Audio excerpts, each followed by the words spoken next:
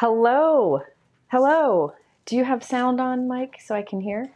Or should I have it on in here? Is somebody joining? Nobody's joining. I guess it doesn't matter. You can't hear yourself. Okay, let me tell you. I had to, at the last minute, change the time of this, and I am not of right mind. I just asked Mike if I could hear, but it's just me, so I don't need to hear. Yes, I'm very, very sorry that that I had to change the time an hour earlier. But my husband will be home from hitting at the golf course and is going to make a big meal and, you know, all the things. And Lila's here. She's going to crochet while I craft. It's just one of those Sundays, right? You know? Sadly, my son is going to a baseball game, and I wish I was going to that because I love going to baseball games. Hello, can you hear me okay? So glad you're here. Thank you for joining. So this is I call these Sunday Crafternoons. It's just a Sunday of crafting. Back when in January, when I decided I needed to kind of cut back from work and do more enjoyable things, this came to my mind, just being able to go on a weekend and craft for fun. And I thought maybe some other people out there would be doing the same thing. So I thought we'd do it live. So this is not like I'm going to teach you a technique kind of thing, not like a little mini class like I normally do. But instead, I'll be playing with some products that I was excited to play with. And I also will answer questions and chat. I try to keep all of my chatting on the subject of crafting. So it's a good use of your time, I'm hoping. So we're just gonna be playing today. I have some Waffle Flower products that are new and some that are older, and I'm gonna be using both today. Hopefully I have a few things planned. The first things that I'm using, it's a new release from them, and I saw it and I was like, it just felt refreshing when I saw when I saw them. It has a beach theme, which I love, and it's very unique, unlike something that I've had. So I thought, you know what, this will be something fun to play with. I do have an apron on. I don't know why. Somebody said they were hoping that means I'm getting inky. Not really, maybe. Who knows? You know, I drop ink pads left and right. Not inky techniques today. Really just some fun products that I want to make the most of. And I have some tips for using different type of products today too. So I have some die cutting tricks, some stencil tricks, stamping tricks. We really got it all. So welcome everyone. I'm glad you're here. I'm hoping if you have any crafting that you can do, just create and play whatever you want to do while you watch or listen. It's just an excuse to craft. Who doesn't love an excuse to craft? I thought Lila was behind me. I don't know. Anyway, I am going to dive in. Again, this is just for fun, not like a teaching kind of live, but I do have some tips to share. Hit me up with your questions. Mike will try to catch them. Please put question in big letters at the beginning so I don't miss it. Mike, can you make the comment section a little bit bigger for my old eyes? Yeah, I will. The other thing I wanted to mention is I have everything that I'm using in the description below. There is a link to, at the top, there's a, like closer to the top of the description, there is a link to all of the new Waffle Flower products. This is the fun release that really got me energized and refreshed when I saw it. So there is a link to all of those there. Also, there is a link to a bunch of things they have on sale right now, some last chance things. There's a code you can use for that product category. There's a bunch of products in there. And if you use that code, you get 25% off. I know we're always looking for ways to save. Also, what was the other thing I was gonna say? Oh, at the top, so what's in the description are some of the random things that I think I might use today, and also a link to that whole new collection. But there's also a link in the description that has live in it. It's like a JM Ink live link. If you click that, you can see thumbnails of everything that I probably will use today. And if I grab something that's not on there, we will be sure to add it. I'm just hoping that's helpful for you. Thank you for making that bigger for my old eyes, Mike. Thank you. Okay, so I'm gonna jump in. I thought I would go ahead and show you. Do you mind? Oh, Julie, you've just heard of Waffle Flower Crafts? Great people. The owner's name is Nina. She has a big heart. There have been some behind the scenes issues with linking that has been hurting a lot of designers. And Nina is one of the people who has really taken charge. She was the first person to really take charge in figuring out how to fix it. And I really appreciate her for that. So the reason I tell you that is she's one of those people who's always looking out for others. And I appreciate that. She's worked really hard at it. Okay, Mike, did you add to the description the scrubber and the... I will. Okay, Mike's going to add to our link. I was getting ready, running out of time, and I realized that my Misty and my grip mat were pretty inky and messy. So I thought I'd go ahead and wait and just share with you how I clean my Misty and my grip mat. So this is the Waffle Flower grip mat. If you watch my videos, you know that I almost always have this in my Misty stamping tool. The reason I have it in there is because, let me see if I can find my other one here too. The reason I have it in there is you can use that in place of the little foam mat or the stack of paper, and it has a little stick to it. So it'll hold things in place while you do your stamping. So you can see I've got one here, and I've got one here. This one I have kind of stuck in here for good. It comes out, but I never take it out. It's always there. And I find it's very handy. And you'll see me use it in many ways today. Now this one, I kept this grid, acetate grid piece on the back that comes with the grip mat. So, and I just cut the corners off of it and put it on the back of this so that it'll stay in here because the corners will grip into the Misty, but I can also take it out easily if I want to switch and stamp like with a cling stamp. So that's one thing that you can do. So I'm going to place that in there. Now, last night I was doing, if you're going to Simon Says Stamp Create this week, I wonder if any of you are going. I'm teaching with Gina, and I had to pre-stamp 200 greetings, and I was doing that in this. You can kind of see some of the greetings there. So it got messy over time. So instead of cleaning off screen, I thought I'd show you. This is how I do it. I use Hero Arts Ultra Clean.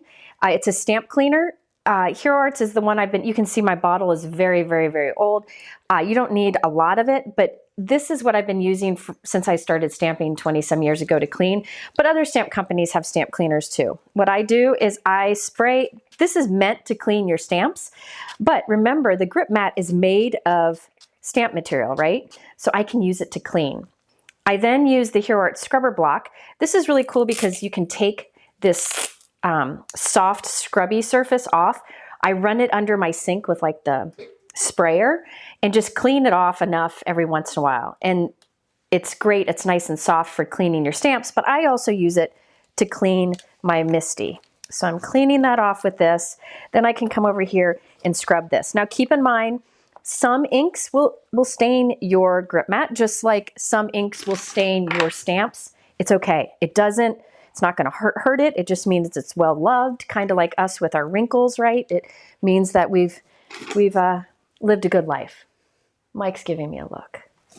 Anyway, so this is what I use to clean my stamps, and this is what I use to clean my surfaces here. Yes, you can make your own cleaner. After I use this, I do like to just use a wet cloth or a baby wipe, like a gentle baby wipe to clean it off. And then I have a cloth here just to dry it. And now it's ready to go again. All right. I think Lila's in the comments. There you go. Yes, Lila's in the comments. You can see she's ready to work. I'm taking over Mike's job. She just took over Mike's job. Mike's out of a job. What's everybody drinking today? I have LaCroix. That sounded Somebody said, oh no, what's we have LaCroix here. So if you see me drinking out of a can, it's LaCroix. I can't see the new cup. Oh no, what's happening? Yes, Jennifer's cleaning. Yeah, Jennifer doesn't like to clean. That's good. Okay, so now that we're clean and ready to go, this new Waffle Flower release that I'm really excited about some of it is a beach theme, and it's really clever. And I'm going to start with like the first thing that caught my eye, and it is this stencil here. Now here's the thing, I don't remember, hang on, I'm coming back. I gotta find what it's called because, you know, it's the Sea Foam Stencil from Waffle Flower. And if you click the link for the new release category at the top of the description, this will be in there. Oh. So this is one stencil, but it can be used, oh, look at all the good things you're drinking today. Nice. Yeah. It's one stencil, but you can use it as a layering stencil. Somebody asked, baby wipes that don't leave lint behind and aren't like, don't have an odor and are gentle. Mike, do you mind adding to the description? I will link below to the ones that I like.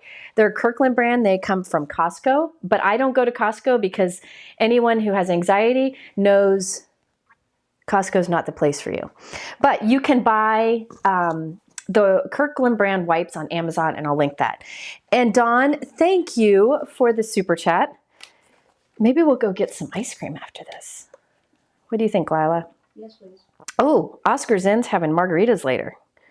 Okay, so what I've done here is I just have a piece of white cardstock, 4 1/4 by 5.5 inches, and I put it onto my grip mat. I can take it out of the MISTI, but I'm just leaving it there.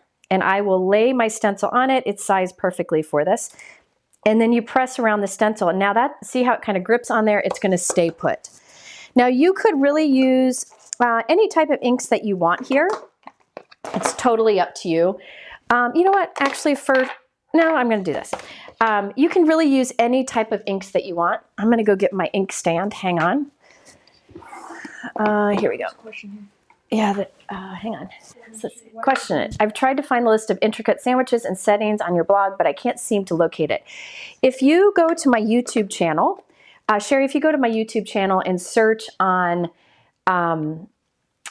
No Guesswork Die Cut Machine, it'll be there'll be a link to the blog there. Or Mike, do you mind putting a link in the chat for Sherry to the information about the intricate? What, Brianne's not on?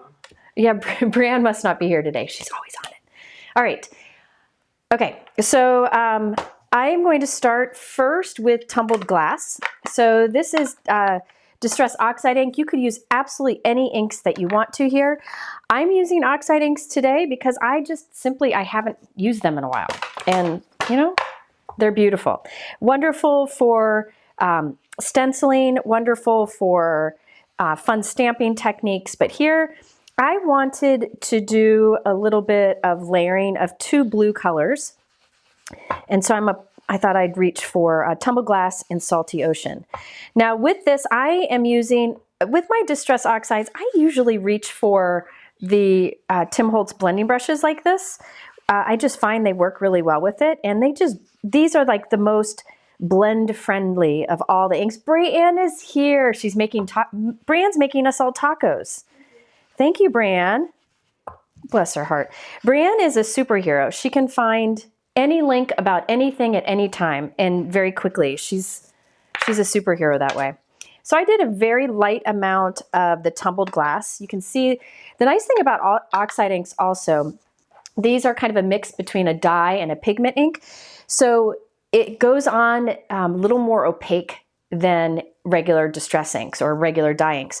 So the color that you see on the pad is really the color it would stamp or ink blend with. This is the color you get, which is one of the really great things about Oxide inks.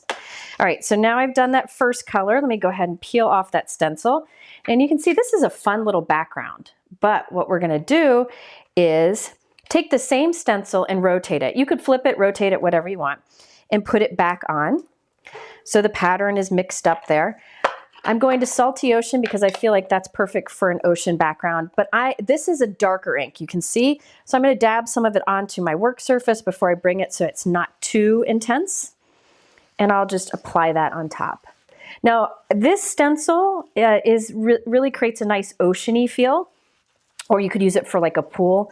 But I also think there are so many great techniques that you could do with this. You could use sprays with this, a lot of things. I am really just using the stencil in a very basic way to show you how easy it is to get the result. I'm gonna do one fun thing to it, but really it's pretty straightforward.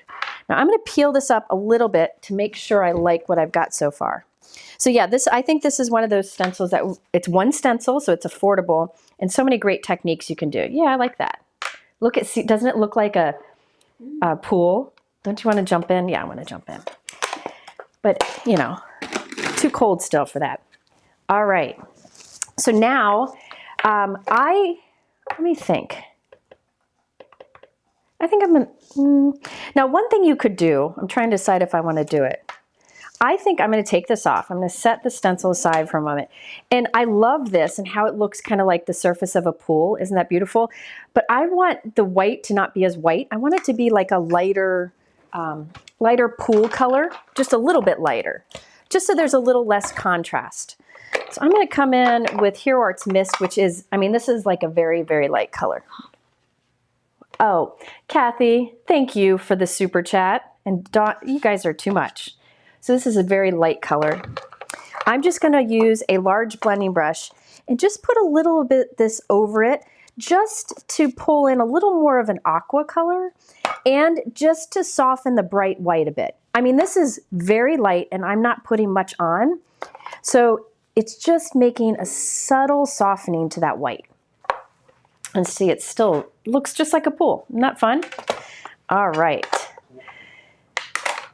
Yeah, I want to swim too. TJ, let's go swimming. It looks better in person, honestly. Lila says it looks really good in person. I wish you were all here to see it. Also, last time I was doing this, Yeah? TJ was here too. Oh, TJ. Yeah, TJ's here a lot. Hi, TJ. All right, I am just, now this is optional, but I thought this would be fun. I'm lining the stencil up with the inking I've already done. And I thought I'd add a little bit of sparkle to it.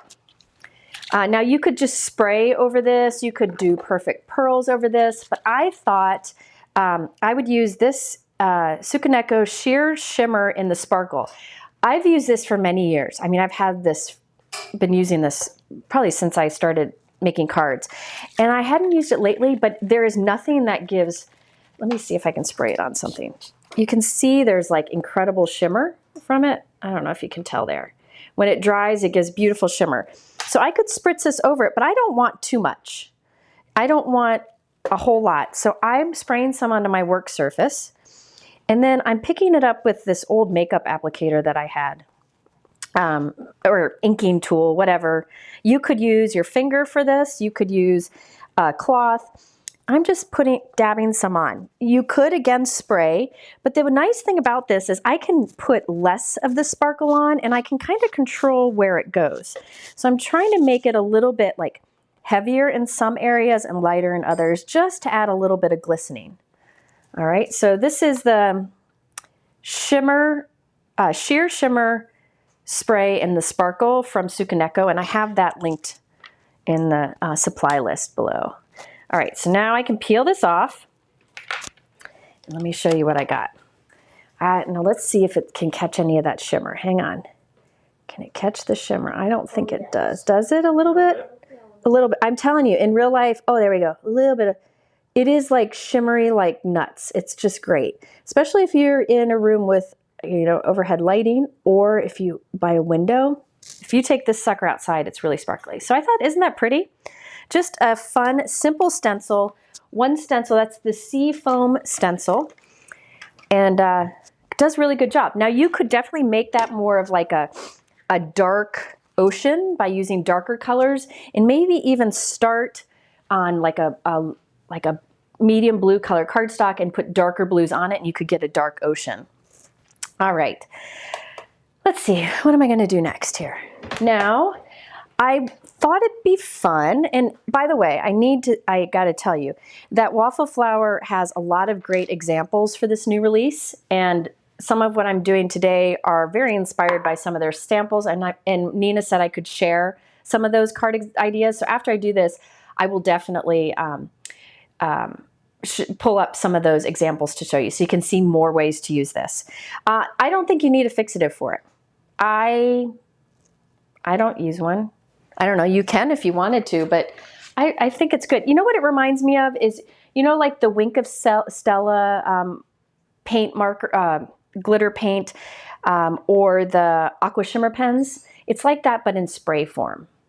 Okay, so I'm not worrying about a fixative. Now I wanted to make it look like kind of a wave coming in on some sand. So I'm gonna give this a tear. And I'm tearing this side towards me, so it leaves me, see that white edge there? So I'll be left with a white edge. And I feel like that looks like some waves rolling in, you know. So there we go. And I thought that would look really neat along a sand. And you can save this for another card. So you could have some water coming in at the bottom or at the top. All right, so now I have this piece of, this is Sandy Shore or Sandy Beach from Gina K. I figured if sand is in the title of, or in the name of the product, it would be perfect for a sand on my card. So I plan to have the sand showing out here at the bottom. All right, now let me see here. Got to find the stamp set that I'm using. I don't know what it's called. Oh, it says it on there. Here we go. Hang on. This is the Inquisitive Seagulls, and you'll see why in a moment. We're going to do some fun seagull things on here. I'm using, so we'll come back to this. I'm using this image, which is excellent for sand, or you could just use it as like a dotted background. So it doesn't have to be for sand, but today it's going to give us a sand look. And instead of taking the time to use a Misty with this, this is my crystal block that I use as a paperweight. I'm just using it as a acrylic block right now because I don't know where my acrylic blocks are because I don't use them very often. Don't the sponges wear out from the stencils? This kind that I don't know what this is pretty durable. And also I pounced on there. I didn't go swirly. I pounced that bit of sparkle on it. Okay, so I'm using Hero Art Sand Ink because again, instead of taking the time to find the right color cardstock or the right ink, I went with the ones that had sand in the title. Figured I can't go wrong. And I just am stamping this right along the bottom here. This will give me a tone-on-tone look. If you wanted to, you could do like a little light and dark ink blending to give, some variation on the sand, but I'm going for simple here. I'm just going for basic sand. So let me see if I can get that to show up here. There you go. See that sand there? So already, look at this. Already you have a great scene here. So you could add a lot of different things to this. The Waffle Flower has some they look like umbrellas, beach umbrellas that you can put on there. You could do maybe some sailboats or something that you might have from another release, from another company. You can mix and match this for a lot of things. You definitely, yes, you could use sand embossing powder from Hero Arts on here. You can also use real sandpaper. I've done that before, so it actually has that texture too. But this is what I got today. And I think this is what I'm going to go for. Okay. Next, I'm not going to glue this together yet because I'm not sure how much of that sand I want to show. So I'm just going to set that aside and show you the dies that I'll be using. This die set, I don't have the name here. Mike, what's this die set called? I got to find it. This is the cutest set. This is the Happy Seagull die set, okay? In here you have the dies to make a seagull and a bucket that he can hold.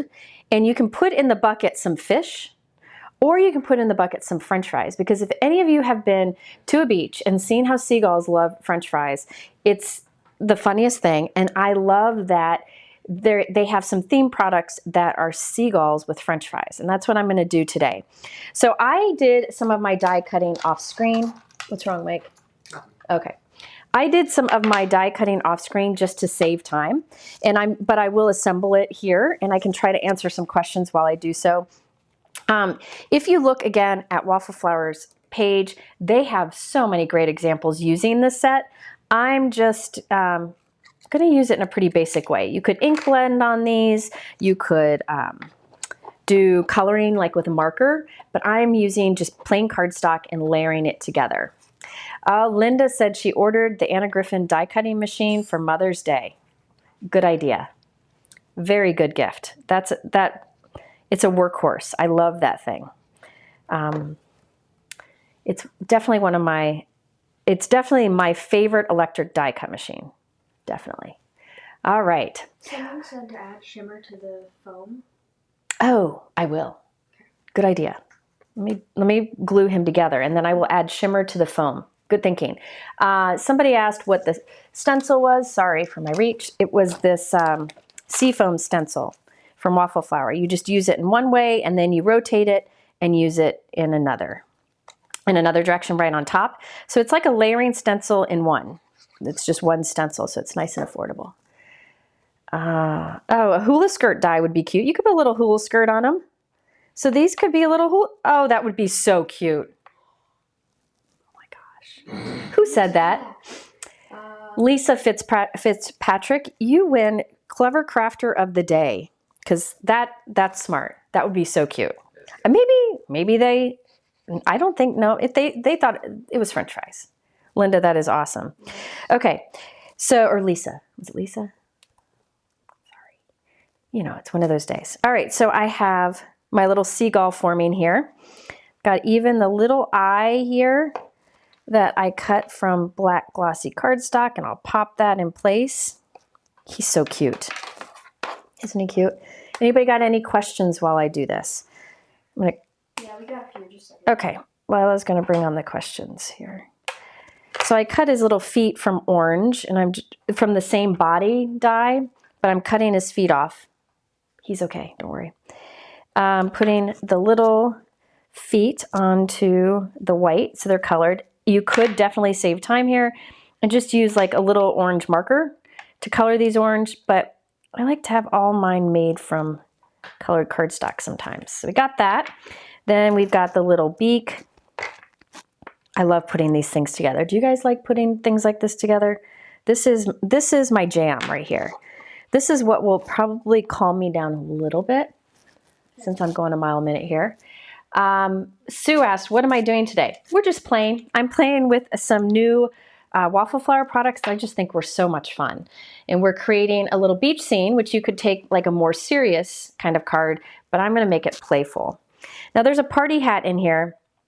I'm going to cut, and it's got some faux stitching lines in it, and I'm going to cut between the along the faux stitching so I can have a stripe party hat. Now you could definitely, instead of doing this, you could use a red marker and just color some of the stripes red or whatever color you want. But you know, I thought it'd be fun to just cut and layer. So I've cut some little red stripes here, and I'm gluing them onto the white die cut. So we'll have some little stripes. You could do a rainbow on here. I just think this is so cute. The different ways that you can use it. What's this guy right here? Oh, I threw out the wrong one. Well, here we go. I messed it up already. Doobie-doop-doo. Ignore me. Oh, the ink holder that I'm using, it's the ink stand. The ink stand is a product that Brienne, the same girl who's super, super fast at finding links here, she created it many years ago, and it comes in all the different sizes for the different ink pads that are available. And I just find it super handy. I can't seem to ink blend without it. I've been using them for years. They're very well loved. You can see by the ink on it, and it's just very handy. Very, very handy. Okay, so I have added some stripes. Again, you could have saved time by just using a marker there, but I thought this was fun as is. I see somebody asking if I would scrapbook my grandchildren someday. Maybe. I haven't scrapbooked in a very long time. Would you do scrapping? Oh, will I do? I might. I would assume so. I just haven't. You know, when your kids reach a certain age, you don't want to. I don't know. I did scrapbooking for a living, so I kind of, when they got to be a certain age, I decided I didn't want to use their photos publicly anymore, but I could do it for personal use. I'm just, I haven't had the time to do it. I haven't made the time to do it because I'm kind of addicted to card making, but maybe. Okay, so now we've got a little party hat here. I'm going to cut this little like topper of the party hat off, because later I'm going to put something else there. So now we have our fun little seagull with a party hat. He'll have a topper in a moment. Isn't he cute? Now we need to create his little bucket of French fries. Because there's this saying, nothing's as happy as a bird with French fries, a seagull with French fries. So we're going to do a bucket of French fries. Remember, there's a bucket of fish if you'd rather do a bucket of fish. I thought it'd be fun. There's lots of sentiments here that are great for the seagull. And if you've seen Nemo, you know that the seagulls say mine, mine a lot, right? Yeah, that was... Yeah, so I'm going to stamp mine on the bucket. Why not? That's what somebody said here. So I thought, yeah, perfect. I'm going to stamp mine right there. If I can get it. Okay, so let me find a red ink here. Doobie-doop, hang on. I'm going to go with a dark red so you can see it. This is Hero Arts Cranberry. Any ink would work here. I think I use a lot of different brands of inks today because when I really just craft for myself, I reach for whatever color I like, and it really doesn't matter what brand it is. In videos, I usually try to keep to one line just to keep it more simple for everybody watching, but we're playing for fun today. So let me put this mine back. All right. Someone asked, I have no idea the difference between distress oxide ink and dye inks. Okay, so somebody asked, what are the difference between distress oxide and distress dye? So distress dye inks, the original distress inks were created by Tim Holtz 20 years ago. Brilliant, brilliant ink. That it's a form of a dye ink that is very water reactive. So you can do amazing techniques with it. And it's good for blending, ink blending too. So you definitely could use it for lots of techniques. I mean, I have so many techniques on my blog and on my YouTube channel showing the many ways that you can use distress inks. So they're more of like a dye ink. Let me show you one. And last week's Hang with Hero. Yes. And if you watched last week's Hanging with Hero, or it was on Wednesday night on my channel, I did a live with Tim and Aaron, Tim Holtz, who just invented distress inks, and Aaron, who owns Hero Arts. And we had a great discussion. It was so good. I wonder if any of you caught it because it was really fun to listen to. But he talked about the creation of distress inks, and it was brilliant. So this is a distress ink. And so when you put it like on your finger, see, you can kind of see through it. And it's a dye ink, so it'll kind of stain my finger a little bit. And when you put it on paper, it will absorb into the paper and dye it. It's basically what it is. But distress inks are a little different than other dye inks because it's very water reactive. Now Oxide ink, this is not the same. Yes, the same color. When you put this down, it sits more on top of the paper. It's a dye and pigment ink mix. Pigment inks are more opaque and sit on top of the paper. So that pigment property to it kind of sits on top of the paper, making it more opaque. So if you put this on a dark color cardstock, you'd see this blue color a bit. If you put the traditional one, which is transparent, on a dark cardstock, it would disappear. So look at the difference. Okay, if an ink pad is pigment ink or an oxide, because it has pigment ink, the color of the ink pad is pretty much true to what you get on your paper, see? Dye inks, usually the ink pad looks much darker than what you get on paper. And look see how this almost looks like paint on my finger, whereas this is more transparent. This is more opaque, this is more transparent. So the nice thing about the oxide inks is you can use them on darker surfaces. Also, when it reacts with water, you get this kind of oxide look.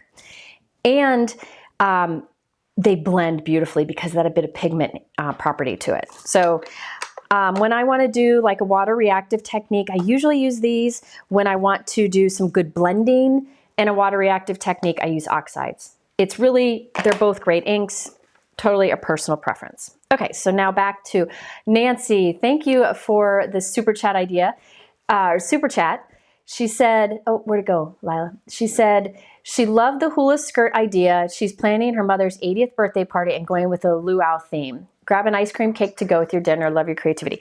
So thank you. I think it was Lisa Fitzpatrick. Was that who came up with that idea? Brilliant to use this as a hula skirt. But let's be honest. I don't want a hula skirt for me. I'd rather have fries. Because you know. Yes, it was Lisa. It was Lisa. Okay, good. So now I'm just putting this little bucket of fries into his hand, wing, whatever you want to call it. And I'm working on a glass magnetic work surface. I'm trying out the gray. Let me know if you like the gray or the black that I usually do. But this is magnetic, so I have a magnet and I can put it right on there and that'll hold it down as it dries a little bit. Or you can use like a heavy block. I tend to use both. Okay, so let me move him up here. Now, I'm going to go ahead and stamp my greeting in the bottom of this card. Let me move him over here. stamp my greeting because I want to make sure I have room for him. Now looking back at this stamp set, trying to get some paper out here. Sherry, you asked if Create is viewable online. It's not. They'll be sharing stuff on social media, but the classes are not online. Okay, so this is the Inquisitive Seagulls stamp set, and that's where I got the sand from. And notice here there are some really fun sentiments that work with the ocean, like sending you oceans of joy and birthday wishes. They also have in here sentiments that are great with seagulls. Well, I created a seagull here. I'll show you some other seagulls they have. Like happy birthday, gull friend. Like a seagull friend, isn't that cute? Wishing you a gull-tastic birthday, but I'm gonna use may your birthday be as carefree as a seagull snatching fries, because if anybody's seen it, you know it's hilarious. I would say that seagulls are as serious about French fries as Laura Basson and I are, and Greg from Concord and Ninth. The three of us talk a lot about how much we love French fries. Okay, so I'm gonna place the may your birthday be as carefree as a seagull snagging fries here in the bottom corner. All right, let's see, that looks like it's straightish. Straightish. Oh good, I'm glad you like the gray. Yeah, this is a glass work surface. I have the just, where'd that black ink pad go that was over there? It was on the Misty. Oh, here it is, I got it. This is the Glassboard Studio glass mat. It's magnetic. They have this new gray color. I usually use black. I've tried white. I'm just trying to figure out what's best to use in a video. If you are, I love working on glass. And if you are interested, there is a coupon code in the description below if you're interested in checking it out. Not crafty this time. Do you plan to share more about your puzzle hobby on Instagram? You know what? I have not been puzzling as much because I have been kitting all the kits for Create. So yes, I will, once I get back to my puzzling, I definitely will. I find it very therapeutic. So I stamped, may your birthday be as carefree as a seagull snagging fries. All right, now I want to have my ocean up here. Notice how I'm putting it kind of laying it out on the sticky mat, or on the grip mat. It kind of holds it there in place while I do so. I think I want to have that like right, the ocean come to right there. But somebody had recommended, I don't know who it was, Lila mentioned, putting a little of that shimmer spray on the foam here, the little foam along the water. So I'm going to spray some of this onto my desk. I'm going to come in with this and just kind of dab along that edge there. You could also just use a like aqua shimmer pen or tonic aqua shimmer pen or Wink Stella to put that on there. I'm just putting a little bit of sparkle along the sea foam. Crystal suggests that. Thank you, Crystal. Lila liked your idea. Sheer Shimmer, Neva says Sheer Shimmer has a fixative in the formulation, so you don't need to worry about it. I never have, so that's good to know. You know, I think it's really pretty. The shimmer is really pretty in real life. Okay, so now I want to glue this onto my card, but I'm going to shift it up a bit. So I'll put just some glue right along here. This is Gina K Connect Liquid Adhesive in her fine tip bottle. I love these bottles and I love this glue. You also get some wiggle time with it. So I'll place this down. Let's see, I want to move it up. See how I can wiggle and slide it to where I want it? I think I'll put it right there. Then press it down. And I'll trim that excess off. So these are my Spellbinder shears. Who has these? Because if you have them, you understand that every time I use them, I think of butter because they just cut like butter. Anyway, I have my card base or my background here. Now, I thought it would be fun. Hi, Mindy. I thought it'd be fun to add our little guy so he wobbles. I love a good interactive card or where there's something on the card that is different than store-bought. So I am using an action wobbler. Now, if you've watched my videos, you know there are 1,000,001 things I've shown about how to make something pop up off your card, just using paper or folded paper, whatever. This action wobbler, they're very inexpensive, and I'm fighting with it right now. These action wobblers, let me show you a bunch of them. They're very inexpensive. You can get bigger ones. This is the mini version, and you can put it behind a die cut and then it'll dance on your card. Because see, look it has a spring in there. Can you see that spring? There's like a spring. So it flattens and then it pops up and wiggles. So I'm going to put my little action wobbler on the back of my Seagull. Press that down really well. Oh yes, aren't they amazing scissors? Love them. And then I will take the release paper off the other side. Remember, there are bigger versions of the action wobblers. I recommend the mini because you could use it behind a big die cut or a smaller one. And the big ones, like a big regular action wobbler, would be too big, I think, behind him. So now I take it and I hold it above where I want it to be. I think I want him to be kind of like that, kind of walking up. And then you press it down. And then I like to reach in there and really press that down. And now look at how he just kind of wiggles on there. Isn't that fun? And then he flattens to go in your envelope with no problem. Someone asked if, So fun. So cute. does it matter which side is up for the wobblers? Somebody asked if it matters which side is up on the wobblers. Honestly, I have no idea. I just do whatever. I've never had a problem. They hold very well. I just reach under there and really press it down and it's fine. Okay, Corey asked, she got a Waffle Flower grip mat and it doesn't feel sticky. This is a good example of, you know how when you have a new stamp, if you use it right away, it doesn't take ink very well, right? But if you use it a few times or just rub it with a dry cloth or with your fingers, it takes ink better. I find that the Waffle Flower grip mat actually gets grippier as you use it. So just stick with it, keep going with it. You can still use the magnet with it, and you'll find that it actually gets grippier over time. That's what I've discovered, and it's the right amount of grip then. If you want to know what amount of grip it is, feel the back of any of your US made clear stamps. It's the exact same material. Yes, you are right. That seafoam stencil would be great for cobblestone too. The action wobblers, Jeannie, are linked in the description below. So you should be able to find them there. All right, now we have some individual French fries because I imagine if a seagull is carrying a bucket of French fries, a lot of them would end up in the sand. So I'm going to put some kind of scattered here. Isn't it cute? Mike and I, we love going to the Caribbean, and there's one beach, I bet he can even call it, where they have French fries. It's one of the only beaches down there that has food on it. And the birds go crazy. Trunk Bay, yep. Yep.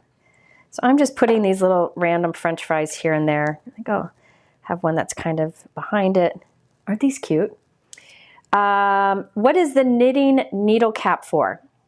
I lately have been using that for, I think that's good. There we go. I've been using that as a topper on my fine tip bottle from Gina K. I don't have one here. Oh, it comes with one of these, and you've seen me use this in videos, and this goes right on. But I was finding I don't like to hook it on, and I would lose this on my table. And a blog reader said you could use these, and I didn't think much of it, and then I saw Lila had some, so I stole them. And it just fits on there like a little hat topper, or a glue topper, a little hat for your glue. And it works really well. Mindy, curly or straight fries? Now let's be honest, Mindy. Is there such thing as a bad fry? Is there? I don't think there is. So let me cut some of these off here. All right, so look at him, he's so cute. All right, now I do want to stamp some little feet, little prints on him here. I'm just gonna stick that down there, and I notice in the stamp set right here, we have little feet. I think I'm gonna have them go like right like that. Whoop. All right, I'm going to use that sand ink again. This is Hero Art Sand. It's a great soft brown. I know a lot of times we use soft grays, but if you're looking for soft brown, I really like Sand and from Hero Art and Warm Buff from Pink Fresh. That's even lighter. All right, Holly's looking for a really black dye ink. I have two black inks that I use. I have Gina K Designs Amalgam ink in the Obsidian Black. This is basically a dye ink, and the nice thing about this ink is you can use it for pretty much anything you would want to use black stamping for on your cards. You can stamp with it and then watercolor. You could stamp with it and you could use alcohol markers. You could stamp with it and then ink blend. I do recommend heat setting it after you stamp. The other one that I use a lot is the Altenew Obsidian Pigment Ink. This is not a dye ink. This is a pigment ink. It's what I used here. It is a pigment ink. It sits on top of the paper and will stay wet longer, so you want to be careful not to touch it. It dries pretty quickly. It's a fast drying one, but you could heat set it to immediately dry it if you want. You can heat emboss with this. You could put powder on it and emboss with it. I find it says exceptionally crisp, very true. I use this a lot for sentiments, but these are the two black inks I use the most. And it's a glue topper. I said hat topper. I don't know why. It's a glue hat or Hat for glue topper. bottle. Yeah, hat for glue bottle. Okay, we did have something Nina. Yes, me Nina say said. about the customer saying it doesn't feel sticky. She says the material is supposed to grip on non-porous surfaces like stencils and smooth cardstocks, but not for rubbery things like our fingers. There you go. Were you able to hear what Mike said? If you couldn't hear him, let me know, and I'll make him come into the come over closer because I don't want to get it wrong. The knitting caps, these little glue toppers, I have them linked in the description below. To heat emboss, somebody asked if you can heat emboss with the Gina K ink. I don't think so. It'll dry too quickly. But what you can do is stamp your image with that, then stamp right on top of it with like an embossing ink, like Versamark. Then you can add clear embossing powder and heat set it. Trunk Bay is beautiful. Okay, so there we have, look at him. Oh, he's so cute. But he needs a party hat topper. All right, so I'm gonna put a little party hat topper on here. I'm using a little pom-pom because, you know, why not? I wanna put, stencil's called Seafoam Stencil. I'm telling you, this is a must-have stencil. You'll be seeing me use this one a lot. All right, I'm putting some packaging behind it because I don't want the glue to creep out and glue the hat to the water. I want it to wiggle. And I'm pressing on top of it a little pom-pom. So we have a little pom-pom on the top instead of, oop, I shouldn't wiggle it until it's dry. Instead of having just that paper little bit coming up. So what you would do is I'm gonna set this off screen and put something heavy on that and it'll dry and we have a fun little pom-pom on the top. Hey, Mike, can you come tell everybody what you said? I'm gonna set this aside. I can't wiggle them much because that pom-pom will go flying. About the stickiness? Yes, Mike's gonna tell you more about the stickiness. Your mic. Nina said that it's designed to stick better to non-porous things like stencils and smooth cardstock, but not stick as much to rubbery things like our fingers. That's the way she described it. Yep. And after cleaning, it should feel a little stickier too. Yep. Just keep using it. You'll love it. All right. So this one I made yesterday, and this one I didn't use the wobbler, so you can see what it looks like. Let me show you my wobble one, even though it's not dry yet. So you can see. Isn't that fun? Yeah, I like the pom-pom details too. These pom-poms are tiny. I just got them at a craft store years and years and years ago. And I find that they work great in an envelope. They just kind of flatten it down. So there you go. Isn't that fun? I just love the Seagulls.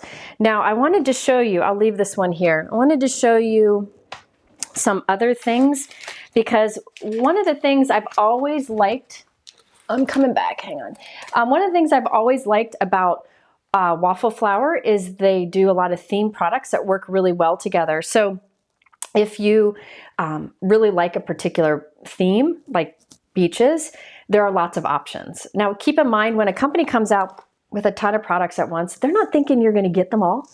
They're just giving lots of options so people can pick and choose, and hopefully there's something for everyone. Can you scroll the comments up, Mike? One thing and these are all linked right at the top of my YouTube description. where it says the new Waffle Flower release. All of these are in there. There are wavy border dies, so if you don't like the idea of tearing for the ocean edge, you can use the wavy border dies. This one I want to use in a video in the future. I don't think I'm going to get to it today. Maybe I will. But this wave texture, it just does like this faux stitching wave, and it doesn't cut anywhere, like cut the outside edge. So you could put this directly onto the front of your note card to add some fun waves. And I think that could work for beach or non-beach. Karen, he is 7 years older than me. Mike is 7 years older than me. So he's the older brother. I had mentioned that if you liked the ocean with the sand, but don't want something as playful as the Seagull, this is a very affordable set because it is just a set of dies and a stencil. And what you do is you die cut one umbrella and then you lay this on it and you can color it quickly. So you can have like a multicolor umbrella. So it's the view of the umbrella from above, and you can put a few of those on the sand there. And I'll have Mike's going to show some samples that Nina shared in just a minute. Set that aside. If you like the beach theme, she has the beach stamp set, and there is a large beach word too. I don't know where it is. I can't find it, but there's a die like this beach too. Okay, so if some different greetings that you could put with this, you know, like more beach, more worry less. I'd rather be at the beach. Life is better at the beach. Just fun sentiments. If you also like, oh, by the way, here's another waves panel. You could put this over like create a shaker with this. Like it'd be the whole card front and have this die cut on top, and it'd be great for a fun shaker card. So I'm just showing you these because I think they're really well done. If you wanted to have the look of a message written in the sand, there are these. This is the beach day greetings and then the beach day hello foil plate. So you can put that in the sand. It looks like somebody wrote the sand. I know, Karen, Waffle Flower really did a great job with all these. Then here's the beach die. So you could use this separately or with the stamp set.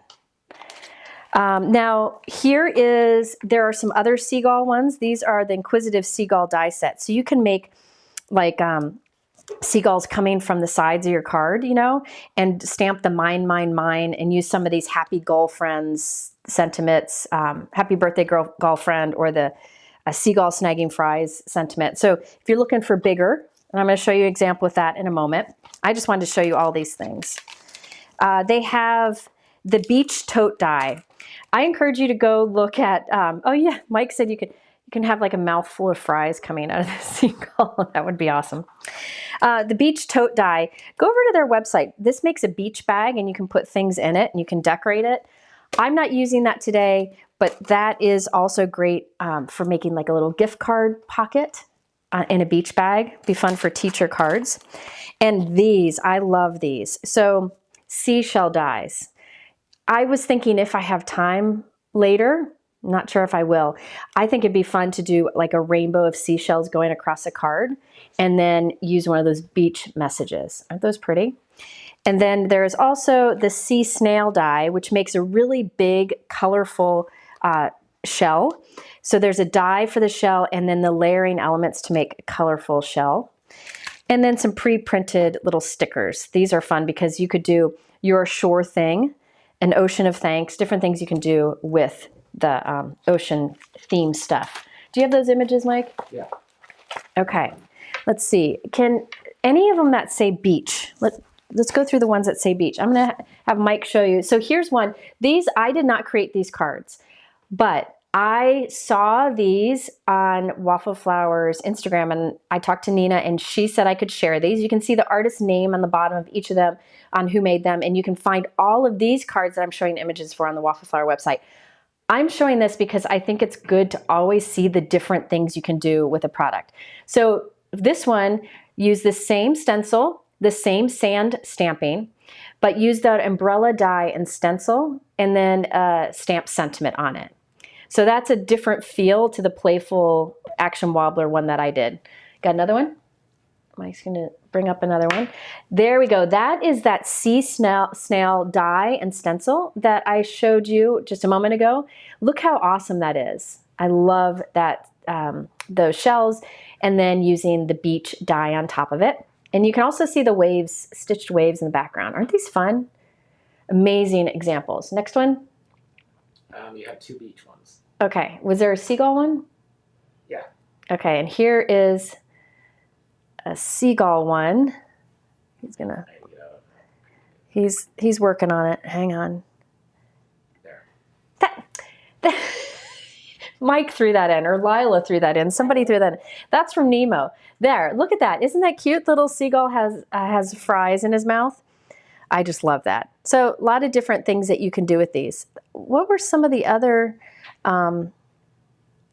ones there that I had, Mike? Or postage and gift card.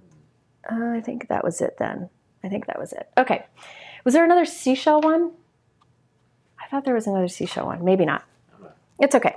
Hit your button. All right. There we go. All right, so we have our first one. That was just some fun with that ocean stencil and stamp set and the seagulls. And we have our action wobbler. It'll take a bit of time for that pom-pom to dry on there, but he'll dry. Let me switch to him and you can see him wobble. Isn't that fun? Little Lila's here. Say hi, Lila. Hi. There we go. Okay, next up. Oh, and I forgot. I did this on the card that I made yesterday. I stamped Happy Girlfriend on the inside. Isn't that fun? Yeah, those fries in the beak are perfect. You're right. This is very reminiscent of Finding Nemo. Our school actually did a Finding Nemo play yesterday that Lila went to with my husband. Really good. This is the sand stamp from the Inquisitive Seagulls. Somebody asked about that. Yes, I'm craving fries too. Yes, Nancy, you're right. The fries could be used for a variety of different things. Now, let me get some things out real quick. I don't know if you all caught a live that I did a couple months ago.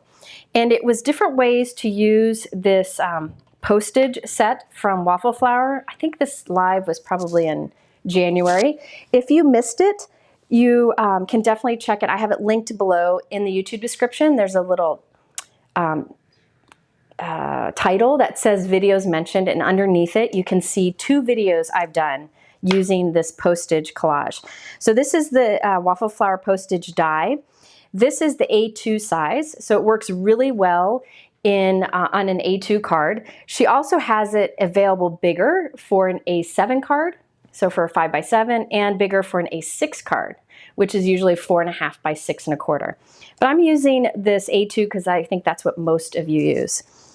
All right, so let me show you something. I did one off screen. I'm going to show you what I did, but I'm going to create a different one on screen, I think. Yeah, I think I will. Maybe. So this one I did yesterday, and it has that same vibe to it. Can you ask Mike to come down? Because I need his help. Mike ran up to get a drink, and I need his help. Okay, so I did this one yesterday, and it has that same girlfriend kind of beach theme, and I just thought it was a lot of fun. This uses a set of layering stencils. This is called, let's see if I think it's on here. Doobie-doop. Postage Collage Beach Days.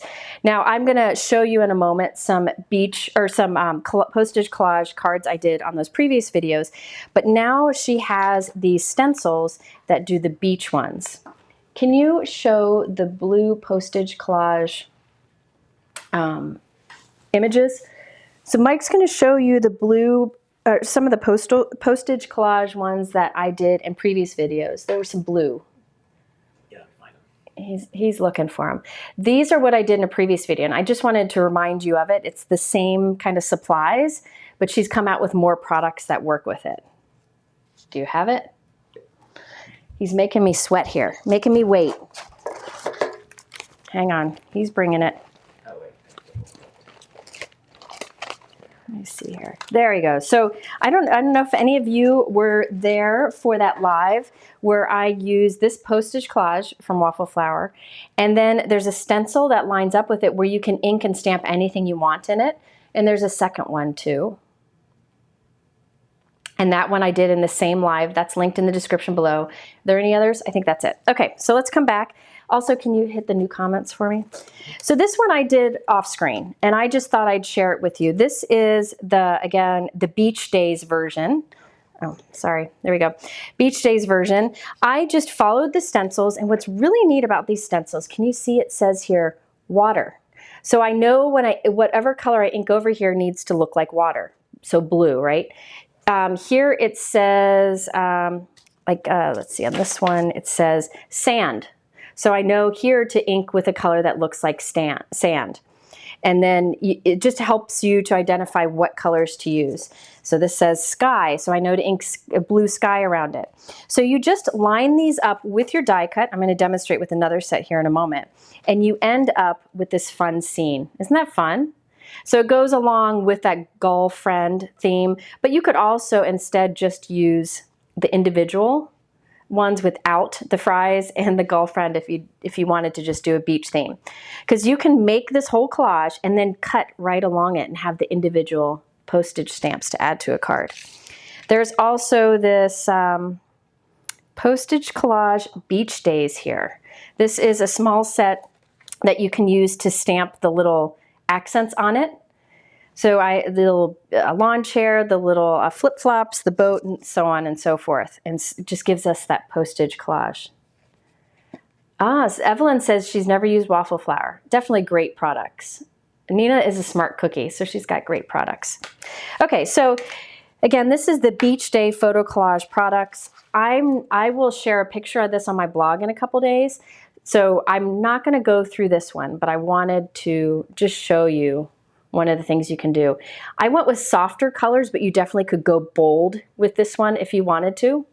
Mike, are there any product or card examples using the beach postage collage? Mike's gonna look. Isn't that fun? I also love in this set here, the Seagulls, because you could add that to any of your scene cards, you know, in the sky. Oh, that's neat. Look at that one. I love this card. This is definitely one that would be fun to make. So she used just the Postage collage die cut and then put those seashell die cuts on it that I showed you earlier and just stamp some of those postage images around it. Isn't that fun?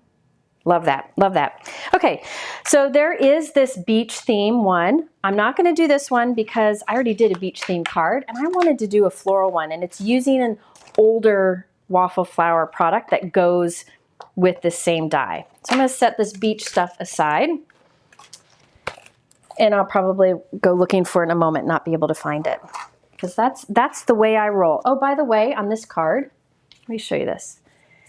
I stamped that sand image on the outside, so you got that little look of sand in the background. Isn't that fun? Can you scroll it, Mike? I don't know why it keeps getting stuck like that. All right. Let me find something here. Doobie-doop-doo. All right. Whoop. So if you wanted to use this die cut and wanted to do your own stenciling, there's the Postage Collage block stencil, and you just lay it over it, and then you can ink and stamp any of your smaller images. I don't know about you, but in my collection of stamps, I have a lot of stamp sets that have little images that I don't use much, and it'd be fun to use those in these and create little postage stamps. Or you could use a big image like I showed you on those blue examples Mike put up over the whole thing. So it's really fun. But what I'm going to demonstrate with today is I haven't planned this, so this could go south quickly because I'm a planner. This is the Postage Collage Wildflower stencil set. So these line up to do flowers on the postage die. And I loved, she came out with this a while back. I'm not sure which release it was. So this is not new, but it's in the description below. And I saw it and I didn't get a chance to use it, so I definitely wanted to use it today. So what I did is I die cut with the Postage Collage die from white cardstock. And if you watched my live a while back on this, I know a lot of you got this postage die, so here's some more ideas on how to use it. All right, let me find, I'm throwing ink around, finding my grip mat here. All right, yeah, I like the Postage sets. So much fun. All right, so I'm going to put this onto my grip mat here, and you can see it holds pretty well. It just, again, it seems to get stickier with time. Then, and I don't clean it much. Oh, who wants to clean? Just once in a while. You saw me clean it at the beginning of this video, but that was because I did a lot of inking on it, so I needed to clean it up for the video. So this is nice because it has etching on it that shows you where to line it up with the windows here in the Postage, and it also tells you the order on which you can line it up. So let me rotate it. This is stencil one. You know what? I'm going to do something first. I'm being brave, folks. Wonder if there's a mountains Postage. I'm not sure. There are many Postage stencils that line up with this die. Many. So if you go to Waffle Flower, like to the link below, and search on Postage, you'll see there are many themes. I will show you later. They even have a 4th of July one they came out with. There's like a birthday one. There's a lot of them. So I've used a couple in that one of those videos linked below, and then I've used the blank stencil like this. So what I've done here is put the blank stencil. So now only those windows are open. I'm going to put a light ink around the edges so it defines those little windows. I think I'm going to use this mist color from Hero Arts.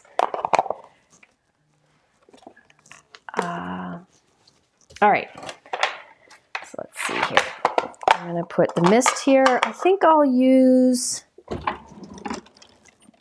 sorry, I got to figure this out sometimes. I've got a very light color here, so I'm going to clean off my brush. I never wash my brushes either. Who needs to? Now I'm just going to put a little bit of light ink kind of around the edges and then kind of fade it to the center. So I'm not really turning the whole square blue, but I'm just putting like a halo. This is a super light ink color, so it's easy to go light-handed. If you're using a darker color, make sure you dab some of the ink off first before you bring it to your paper. Can you see that little bit of blue? There, you can see it a little bit. All right. Any questions out there, Mike? Yeah. Hit me up with a question. Lila ditched us. She's off crocheting somewhere. Does anyone know if there are going to be A6 stencils in the future? Somebody asked if there will be stencils for the A6 Postage die. Nina, is Nina here, Mike? Yes. Nina's here. She's the owner of Waffle Flower, so hopefully she'll pop in and say. I do know most of these fun stencils that work with this are for the A2 size. But she'll be able to tell you. All right, so I just did a light amount of that light color ink, mostly towards the edges. And look at how it gives a nice definition to each of those postages. Isn't that neat? Yeah, it does. A shaded edge just makes anything pop. Mary Kay, you are correct. You are correct. And that's what I wanted to do because I noticed this stencil set leaves the edges kind of open. So this gives it a little more definition. You definitely don't need to use it. So now this is the Postage Collage Wildflower set. So as I said, I'm going to start with number 1. There's etching on it that it makes it easy. So there's etching on the edge of the squares. I just line up with the edge of the inking I did, making it super easy. I got to put my head in the way. Sorry. But that, you know, you got to look from above sometimes. Doo-doo-doo. It is really hard to do things with these sharp lights. Doo-doo-doo. Oh, hold on. Okay. Hang on. Got another question, Mike? All right, there we go. Press it down.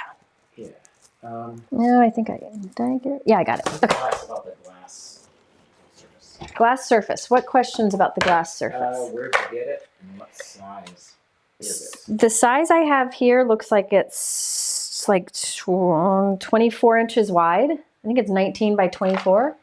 It is something like that. It is linked in the description. The Glassboard Studios. They come in different colors. I'm using the new gray color. It comes in different sizes too. It comes bigger, it comes smaller. It's magnetic and it comes with a couple magnets like this. It's fantastic. It's great for cleaning up. I also really like the Tim Holtz Tim Holtz glass mat. The reason I don't use that anymore in videos is it's not big enough for my camera view. I just found that the bigger size works better for me. But when I craft off screen, like when I go upstairs or whatever, I take the Tim Holtz glass mat. Nina said there's no plans for other sizes, just A2. Okay, Nina said there's no plans for stencils with the A6. So you gotta connect with the A2 size stencils. So if we're ever asked that. All right, so I have my first stencil lined up, and this will do some of my flower images. Now, you can do whatever colors of ink that you want to over this. You could keep it simple and do the same color over the whole thing and have like a color theme. I'm gonna do a little mix because I can, you know, why not? So here I'm coming in with some pink. This is Altenew ink. This is fresh dye ink. You can use absolutely, really any inks you want here. And I'm putting some of the Puffy Heart, which is an excellent name. These are the double-ended blending brushes from Waffle Flower. I've used these many times in videos. The nice thing about them is they're affordable because you have the two ends. You could do a different color for each. But what I generally have done is I try to keep one darker use of color and one a lighter use of color. But really, if you're looking for an affordable mini brush like this, I would go with these because you could do one end with red, one end with orange, and you don't need as many individual brushes. So let's see, I did the Puffy Heart for the little flowers there. Now, one thing I should mention, remember how I put blue ink down first, a little bit of blue? You'll see right here, it turns a little purple. I don't know if you can tell there because there was a bit more blue ink over here and I put pink on top. One way you can avoid that, hang on, I will be back. I gotta find something. One way you could avoid that is to use a more opaque ink, like the Distress Oxides that we talked about before. So I'll just go on top of it with this just to demonstrate. Remember, this is a dye ink. Dye ink absorbs in and it's transparent. So if you put, it's see-through. So if you put pink on top of blue, it's gonna look a little purplish. If you use Oxide ink, it has some pigment property in it. So it's a little more opaque. You can't see through it as much. So if I put this on top, that blue ink below it doesn't show through as much. Now, let me show you here. Oh no, this is pink, this will work. These are the new mini tiny baby, tiny blending tools from Tim Holtz. Aren't those cute? Nice for getting in these little areas. I'm just gonna dab some of this on top, and this will kind of make that pink more opaque. So I could have started with this color. Maybe I should have. I didn't think about it. But now it's more true pink sitting on top of that little bit of blue behind it. So you'll see that when I take it off. Here, I'll pull it up so you can peek at it. Does that make sense? Mike, you gotta scroll for me. Ooh, look how pretty that is. See, now we got bright pink on top of that little bit of blue that I inked down.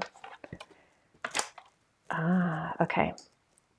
Okay, Anne-Marie said, I just got the Waffle Flower mini brushes and I love the sizes plus how well they work to apply ink or oxide. Yep, they are great. They are fantastic.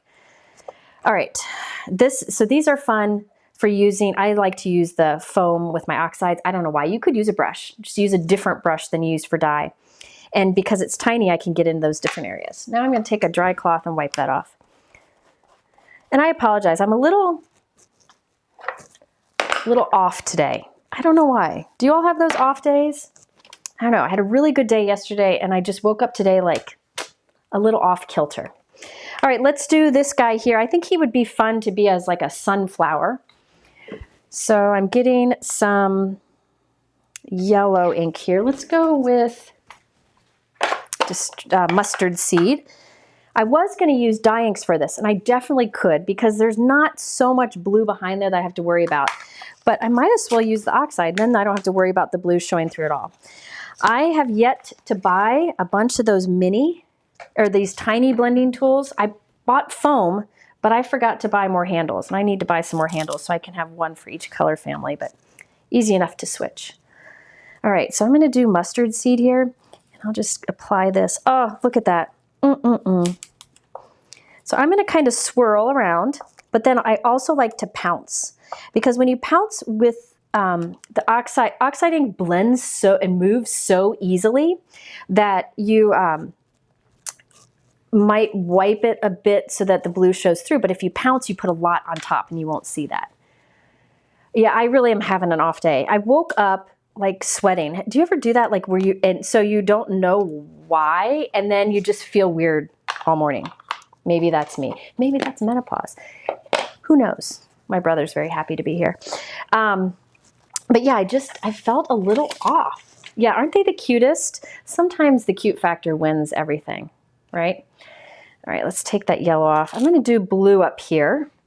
And look I have my salty ocean. I'll go ahead and use that. You can't find the 4th of July postage set. Mike, do you mind, can you put the link to all the new stuff in the comments? Connie was looking for the 4th of July stencil set. I'll show an example of it in a moment. But now this, I don't want to be, well, no, I'll go dark. I'm going bold here. Why not? So I'm going to kind of dab and twist here. Look at that. Isn't that pretty? All right. Yes, man, TJ, it is not fun. It is not fun. But we're not going to talk about that because my brother might run away and leave me stranded here. Oh, it's not Perry. It's full on. Yeah, maybe Mike wants an off day. Okay, so I got blue up here. Let's do, give me a vote. For these will be kind of like Gerber daisy looking. What color do you vote for here? I'm going to do red right here. So I'm going to get some red color, like a corally red. But vote for that middle one. And Mike, let me know what they say because I won't be able to watch. Let's go with abandoned coral for this guy. These guys here, I'm going to do abandoned coral. And I might do him in abandoned coral too. So there's a little extra of that. Oh, you thought they were footsteps. No, these will be like little bells. Lilies, what do you call those? You'll see. Lily of the Valley kind of looking thing. Okay, so I'm doing a corally red here.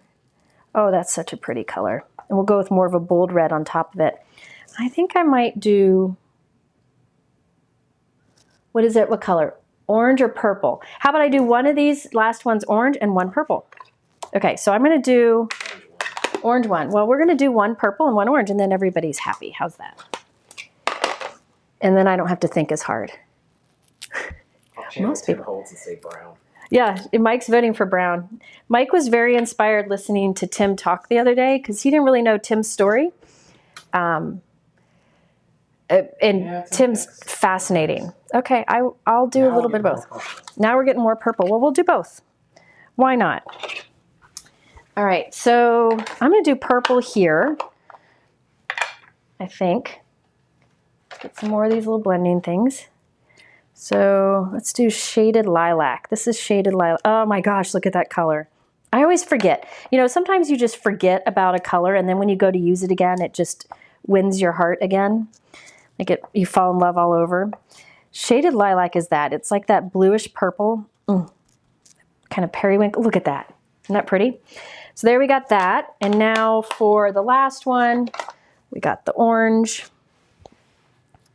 Yeah, Tim is... Listen, I wouldn't be doing what I'm doing if Tim didn't do what he did. Tim took the technique-y side of the stamping world and brought it to everyone. He went to stores teaching. He went to store owners and taught them how to teach in stores. He really is the one who kind of brought it to the masses. And he's been a very supportive, helpful friend over the years. He's just a good guy. And if you haven't watched the live where I talked to him and Aaron,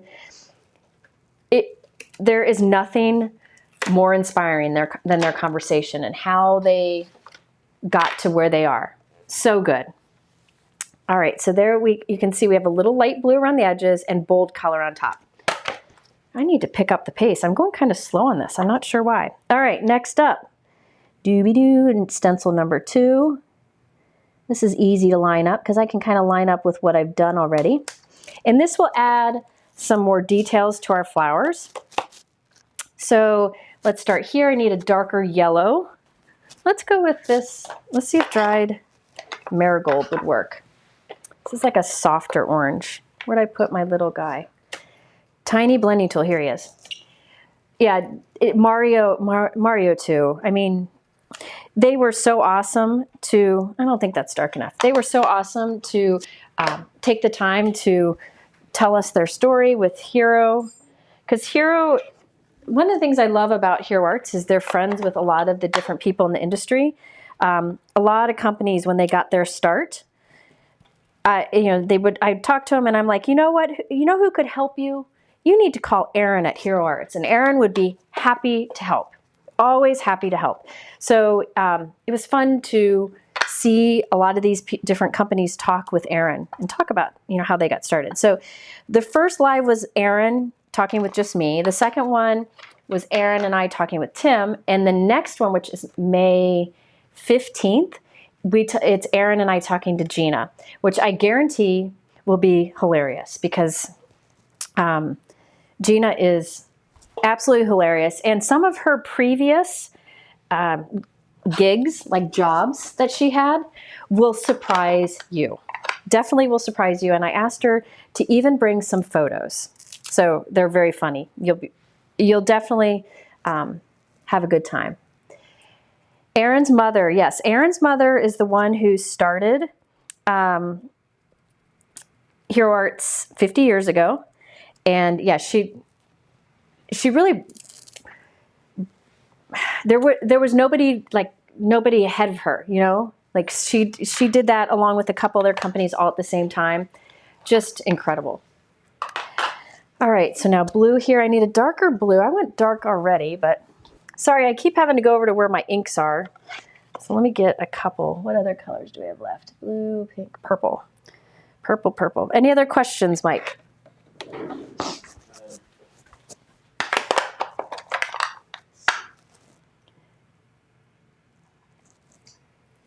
Is there an ink stand for cubes? Yes, there are smaller ink stands. If you go to the ink stand store, she's got all different sizes.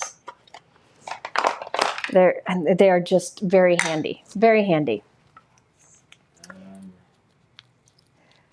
Okay, question. Susan said she has 2 sets of pouncers, one for dyes and one for pigments. If I use distress, should I use the dye pouncers or the pigment pouncers? If you're using regular traditional distress inks, use your dye pouncers.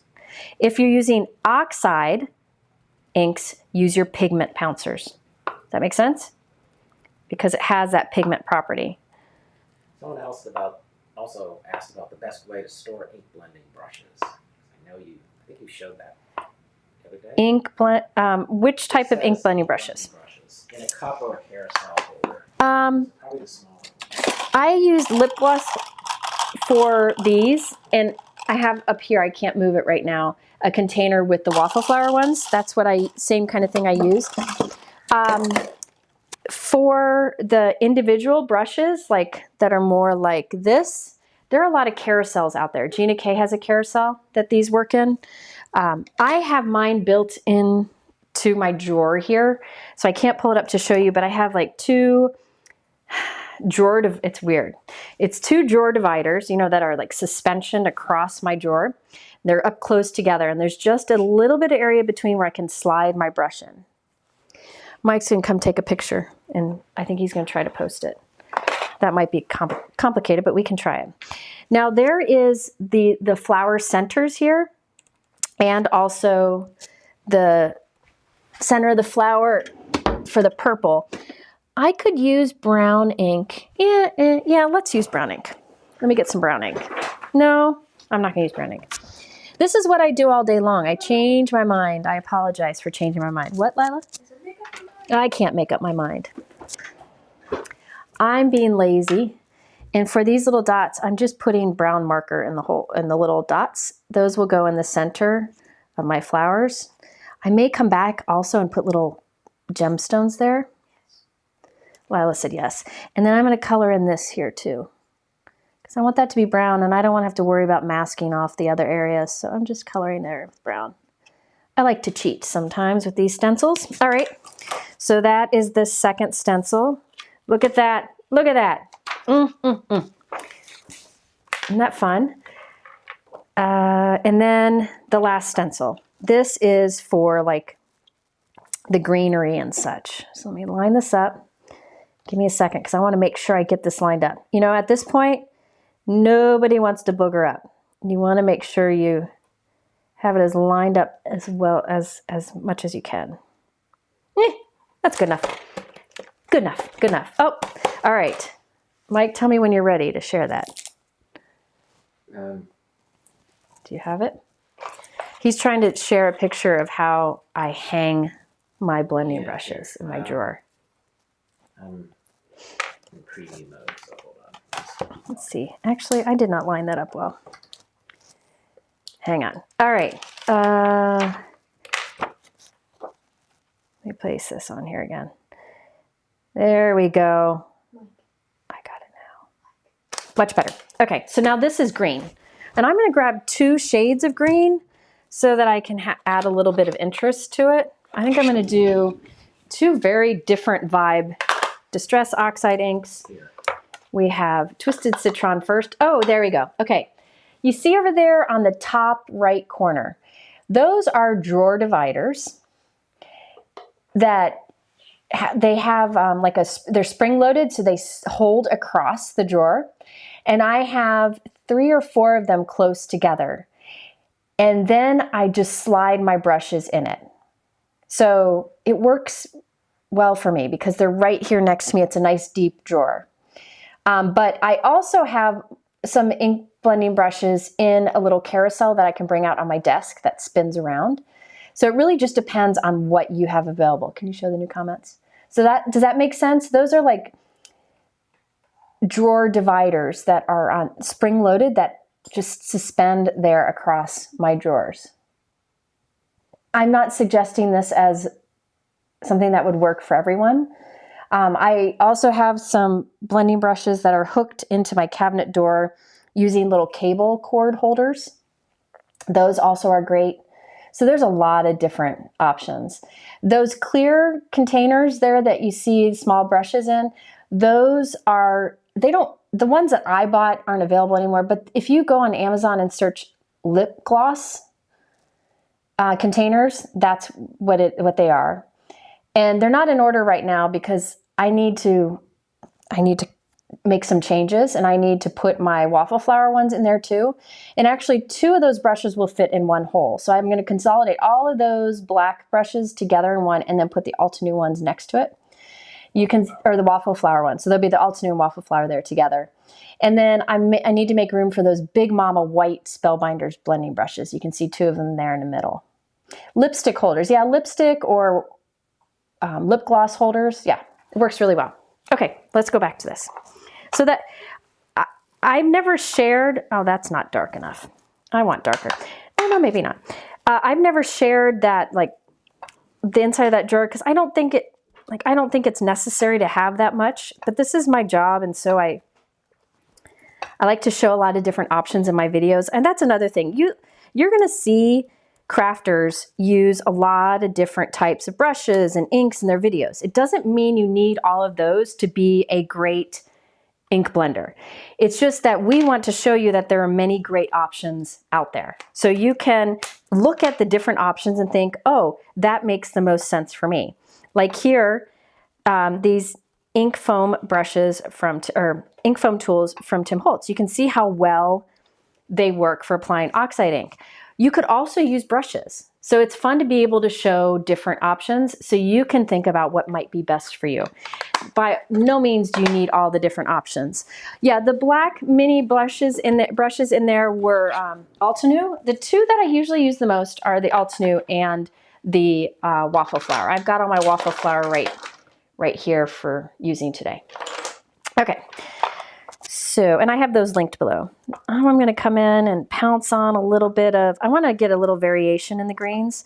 So here and there I'm putting some of my favorite of the greens in the Tim Holtz collection, Distress collection, and that's Mowed Lawn. Oh, I really like that color.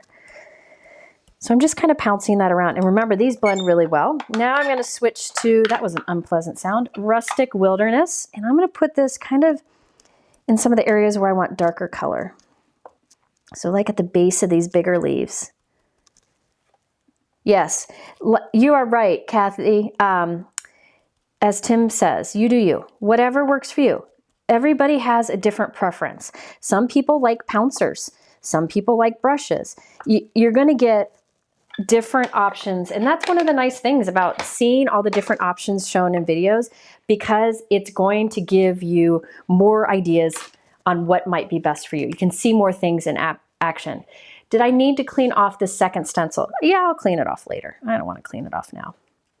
We'll clean it off later. Now, I'm making a mistake here. I'm coloring on top of that Oxide ink with the my brown marker. Should probably just use brown ink there, but it'll be fine. I'll just wipe the tip off. It'll be fine. But you can see that the color will go. I do think I'll come back and add, let's see if it looks okay. Add some gemstones there. Oh yeah, that looks good. Look at that. Look at that. Look at that. Isn't that fun? Look at all those colors. And can you see that little blue halo around the edges? Oh my goodness. I can't get enough of those. So again, she's got a bunch of different theme ones. This is the new one. This is the beach theme for the Postage collage. But I'm using the older wildflower ones because I never got a chance to use it. And I just wanted to play today. Isn't that great? So well thought. I love when companies have really well thought out product designs. All right, so now let's think. I don't know what I want to do yet. I gotta do some thinking here. You know what I'm thinking I'm gonna do? Now, like on this card, I left them all connected. I think I'm gonna cut them apart so I can have individual stamps that I scatter on a card. So I'm gonna cut them apart. I'm going bold. Lila said, uh-oh. Okay. Yeah, Lila. Ye have little faith. Don't, yeah, it won't scream. I'm gonna cut right down the center of those little dots. And it'll look look at that, little postage. So you could use individual little stamps. Just use the blank stencil and mask off each of the areas. And you can use any other individual stamps that you may have. We all have little stamps that go unused in our stamp sets. Yeah, I'm sorry. I did change the time of the live at the last minute. I realized I needed to be done earlier, so I changed it. So I'm sorry if I messed folks up. Do know that you can, Mike will put the information in the chat. You can sign up to get a text message when I go live. And that way you'll know like a half hour beforehand. It's very handy. So you might want to sign up for that. Mike will put it in the description. All right, let me get a note card here. This is not the color note card I plan to use, but it's the size I want to use, and I want you to be able to see it. I'm not sure what color note card I'm going to put it on yet, but I want to do planning. So this is an A2 card. It's 4 1/4 by 5.5 inches. Maybe I'll go A6. What do you think of A6? Let's do A6 instead. I'm changing my mind. Yeah, don't they look great cut apart? So you could much quicker than I did because I was kind of messing around. You could make a bunch of those and then cut them all apart, and you could put one on a card. We're going to do some stamping on it. Put a simple sentiment underneath it. So easy. Okay, so Mary likes the gray mat. That's good to know. All right. Do my text messages go out internationally? Only to the UK. Only no, actually no. Only Canada and US. That's the service we use. Yes, the service that we use only goes to UK and Canada. I'm very sorry about that. US and Canada. Sorry, US and Canada. We are going to, if there's enough interest, we do want to look into international. Because as you know, I always include international. I don't think it's something that we have control over. It's what's offered. Because I always like to include international. Like whenever I do a giveaway, always include international. I don't know where I put my trimmer. Do you know where I put my trimmer, Mike? He's helpful. He said, nope. Hang on, gotta look for a trimmer. Hit me up with another question while I find my trimmer. My goodness, what is wrong with me, Mike? All right, I'll bring my big mama over. This is the one I use when I craft, but I don't bring into videos because it takes time. It takes so much room. The foams, these foam pads that I used on the mini tool, I don't.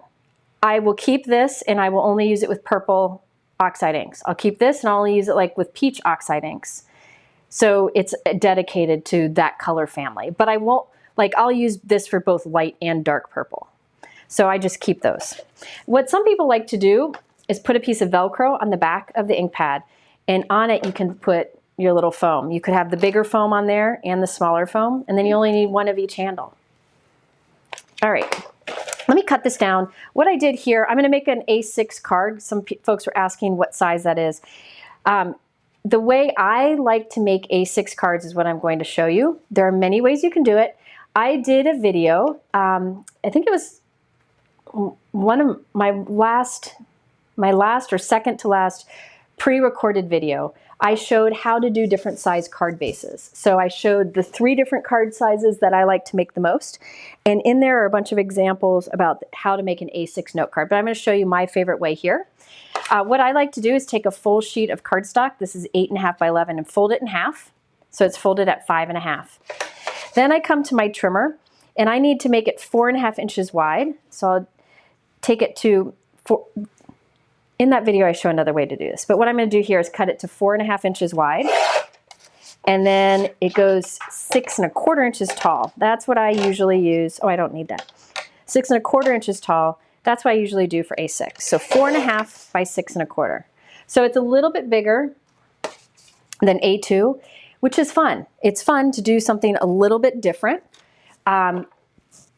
I know you can also go with 5 by 7, which is much bigger, but sometimes that's overwhelming. So A6 is really nice, like change of pace. It's like a step up to a bigger card. And I linked in that same video to the A6 envelopes that I like. But you can also put this size card in a bigger 5 by 7 envelope if you have that. Okay, what color was the light blue you shaded the stamps with, please? It was Hero Arts Mist. I don't know where I put it, but it was Hero Arts Core. Oh, here it is, Mist. It's a great like blue with a little bit of pool tint to it. Isn't that pretty? Pretty color. That's what I applied first. All right, so I thought this size might be better because I can spread my little flower postages around a bit. So I'm just kind of playing around here. See, this is where I should have planned ahead of time, but I didn't. Is there a chart for all the standard sizes of card bases available anywhere? If you go to that video, I show it all in that video. And there are more card base sizes. There are slimline and mini slimline, but I don't make those all that often anymore. So I didn't include those, but I do have a video on that too. So I see Brianne's here. Brianne, do you mind linking to that card size video? I'd greatly appreciate it. She's like a master at finding things very quickly. Maybe this goes, no. Let's see here. I've got an idea. Why am I doing this? See, this is what I need to learn. Let me get out my grip mat. Hang on. I don't know where I put it. Doobie-doo-doo. Hang on. See, I'm getting to the point of the live where everything gets lost. Oh, I'll just use this one. Oh, just ignore me. I'm going to take this note card and put it behind here. Okay? So that's my guide for how big. I lose everything. Okay, now I'm working on that grip mat, and it's going to hold these in place so they don't move as I do this. Because you saw me struggling with them moving. I don't want them moving. So let's see. This just kind of holds it as I fiddle around with where these should all go. Because I'm not really sure. I also need room for sentiment. So that's going to throw everything for a little curveball. Let's see here. Kind of like that. and then this. No, that's not it. That's not it. Maybe like that. And this one moved down. And then I'll do a sentiment right across that center. That's what I'm thinking. So kind of in that collage. So I'm going to do what I like to do and take a photo. Boop. So now I have this photo to follow. I think that's good. Good enough, right? All right. Planning ahead. No, I do better in lives when I plan ahead. And I think that's probably why I'm a little shaky today. A little anxious is because I didn't plan out. You did. Now let me think about what color I want in the background. I think I'm going to go with a light gray. Mike, can you scroll the comments? Let me get some cardstock. This is Lawn Fawn Fog, which is one of my favorite light grays. It's like a light, cooler gray. So let me compare it with white. So you can see it's just a little bit of contrast. You could also use ivory. Yeah, I might leave off one of the white flowers, Karen. I agree with you, but I have an idea. I'll show you in a moment. Okay, so I'm gonna, let's see. I'm gonna make my card base out. No, I'm gonna cut from this. This is my problem when I don't plan things. I don't have this pre-cut. Put the last one inside. Yeah, better than horrible, you're right. So this I'm gonna cut to be slightly smaller than my note card, which I put behind me. I'm cutting this to be 4 1/4 by 6. There we go. And I thought I'd do something fun with this. I'm gonna use one of my favorite, all-time favorite Waffle Flower backgrounds. It's so fun. It's just tiny little X's, tiny crosses texture here. All right, my son's texting me because he gets to walk the field today at the Reds game. His baseball team does, which is super cool. Okay, so I thought I'd use this, but notice it's meant for an A2 card, so I'm just gonna use it twice. This does not cut a shape. It just adds little X's. So I'm gonna place it on here. I'm gonna place it sideways.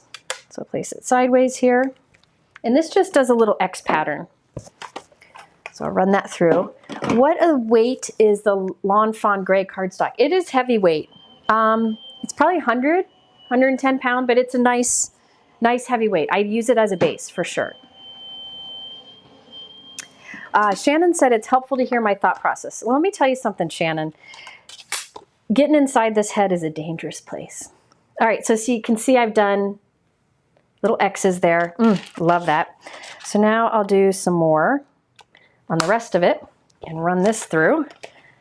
All right, hang on. I'm using my Empress Die Cut Machine. Sorry, it makes some noise, but it's easier to use the electric.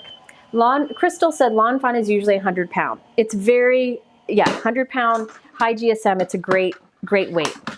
So now I have the little X's over the whole thing.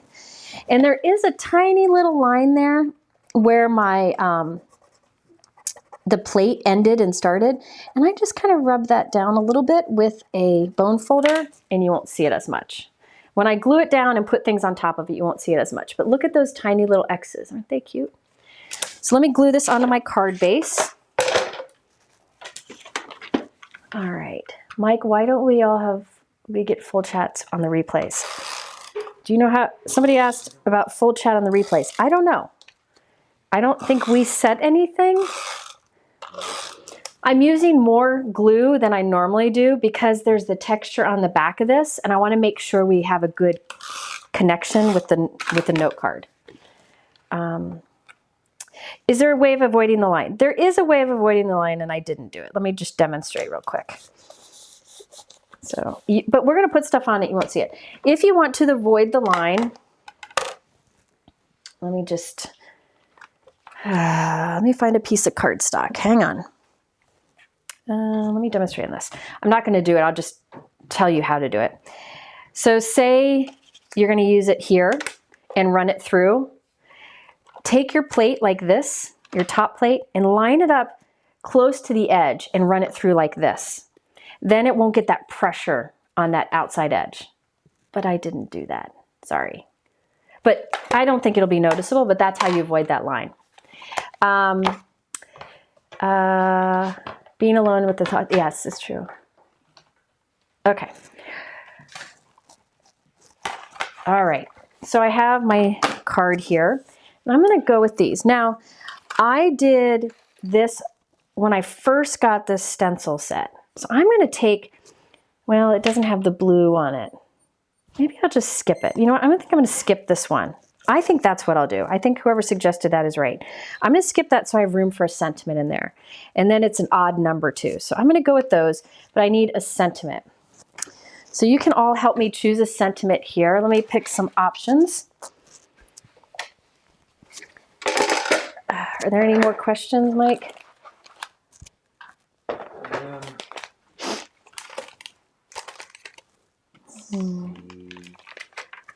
Not a crafty question, but what are your favorite fries? Favorite fry? All of the fries. All of the fries. I don't know that I have a favorite. All of the fries. Usually if you go to like a good local burger joint, they have great fries. All right, for sentiments, I think I use this one a lot. Both of these, the Elegant Love and the Elegant Sentiments. These are older ones. And I've used those before. I think I'm going to use the new Happy Birthday. This is called Birthday Wishes. I believe this is new with this release. I think I'm going to use something special just for you, because that could work for either birthday or something else. I think I'm going to go, yeah.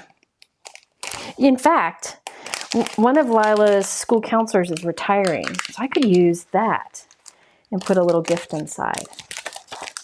Oh, yeah, any fry. You tell, truffle fries. Yes, Vicki. Truffle fries, so good. So very good.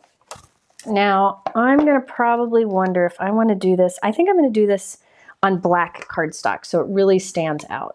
So let me move that over, get some black cardstock. The black cardstock I have here is, oh, I took my mat out. See, this is where I can't find my other Misty. Underneath what? Under here? Oh, there it is. Mike found it. I love having multiple Misties. It just makes life easier. Anyways, this is Tim Holtz black cardstock, heavy stock. It is dark black, and it's got this kind of velvety look to it. I just love it. But you could use any black cardstock here. I'll use some anti-static powder here. Stamp this with Versamark.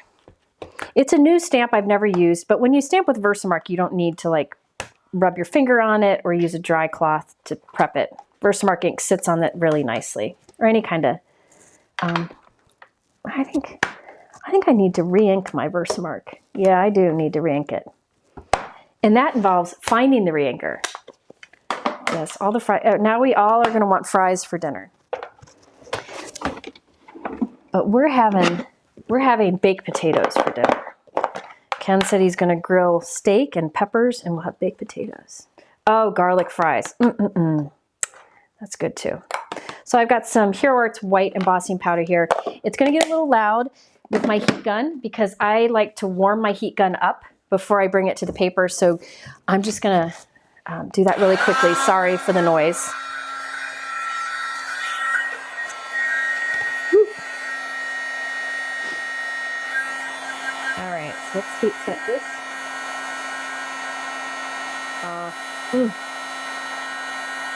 It never gets old. It never gets old. Look at that. Oh, that's so cool. I love it. I love it. And this is the, what was it called? The Birthday Wishes stamp set. Then we need the coordinating dies for it. I gotta find the coordinating die. Doobie-doo. Is this it? That's it. Now, how I remove powder here, I'm lazy. I just take a baby wipe and go whoosh, and it's done. One quick wipe across it and it comes off. Now let's use the die to cut this out. Sorry I didn't have this part done because usually I do this kind of stuff ahead of time, but we switched to go live an hour earlier, and so I didn't have it ready. So I kind of gotta wing it. I'm better with it done ahead of time. Oh, Jennifer, your husband makes fries from scratch. I'm going to come over to your house. Yes, Sheila, heat embossing is like magic and it never gets old. It just never gets old. Okay, so this is going to be somewhere on my card. So let's move this. Embossing powder off the sticky mat. Embossing powder off the sticky mat. Well, first I would try not to get it on there in the first place, but as you know, sometimes that's difficult to do. I would wash it then. I'd wash it with some gentle soapy water. Gentle soap. Was that a question somebody had? Very good question. There. I think I'm going to do that. That, and then maybe... I kind of like that with that corner open. What do you all think? Maybe this goes more like that. I like that better. Nope. Yep. I'm going to keep moving around. See, this is what if you all weren't watching, I would play around with this for a long time. And then I would get probably frustrated with not being able to figure it out. And I would go upstairs and bug my brother. So that's what I would do. And Lila, I'll bug her too. I think I'm going to go with that. Because I like that I'll be able to see some of the X's in the background. And notice that the grip mat is holding those all in place. And so I can kind of move it around. I'm just going to hold it there. But in case I move something, I'm going to take a picture. So I have that. Okay. So now I got to think about adding some details to the postage. So it looks more postagey. Does that make sense? Yes, Betsy. Betsy's here. She's a graphic designer. She said to leave the corner open. I'm leaving the corner open. She knows what she's doing. Now you will see here I have a very loved stamp set. In fact, I need to probably clean it, but you know, who wants to do that? And this is the original Waffle Flower Postage Collage stamp set. And it has great images that you can add to your stamps to make them look more postagey. But there are also now additional smaller sets like this that go with the theme. So this is the one for the beach theme. And I'm sure there's one for the wildflower stencils I use, but I don't know where it is. So I'm just going to use this original one. This one's I've used many, many, many times. Could Jennifer show one of the pockets she puts colored paper in? Yes, I will at the end of the video. Remind me, I will. Okay, so now I'm going to use some of these on some of that postage to make it look a little more realistic, more postage-like. So I think on this guy here, I'll put him down. I think I'm going to have this little postage, what is that, a cancellation kind of thing? Have that up there. And then maybe, let me look at my picture where it was. Maybe on the bottom corner have one of these little prices. Let's do that. Little 50 cents. Let me see if gosh, my eyes. So I'll put that there. Isn't that fun? Okay, so now I'll hold that there. Boop. And I'm going to stamp this with black pigment ink because I've been using a lot of pigment or oxide type inks here. So this is that Altenew pigment. And I'll stamp that. It just brings it alive, doesn't it? Brings it alive. So I'm going to tuck that back in where he went. Now let's see what I could use next. I think I need a little something right in that, on this little purple flower guy. That was one of the other questions. Are there like a postage amount part of that? Yes, little different stamps you can put on there. I like this hugs inside, first class mail. Let's put first class mail right there. Oh, not upside down though. How do you know when your VersaPad ink needs refilling? The best way to test if your Versamark ink pad needs to be re-inked is to, sorry my head's in the way, is to stamp it on black paper and then tilt it. And if you see that it doesn't look like a really good solid image right away, then you want to re-ink. So that I stamped it and I tilted it and I was like, oh, it doesn't look completely. So then you can add it. But here's the thing. You can re-ink it off pretty often and it'll be fine. All right, so I'm going to stamp first class. Look at that. Isn't that fun? And I think I'll actually do something down here too.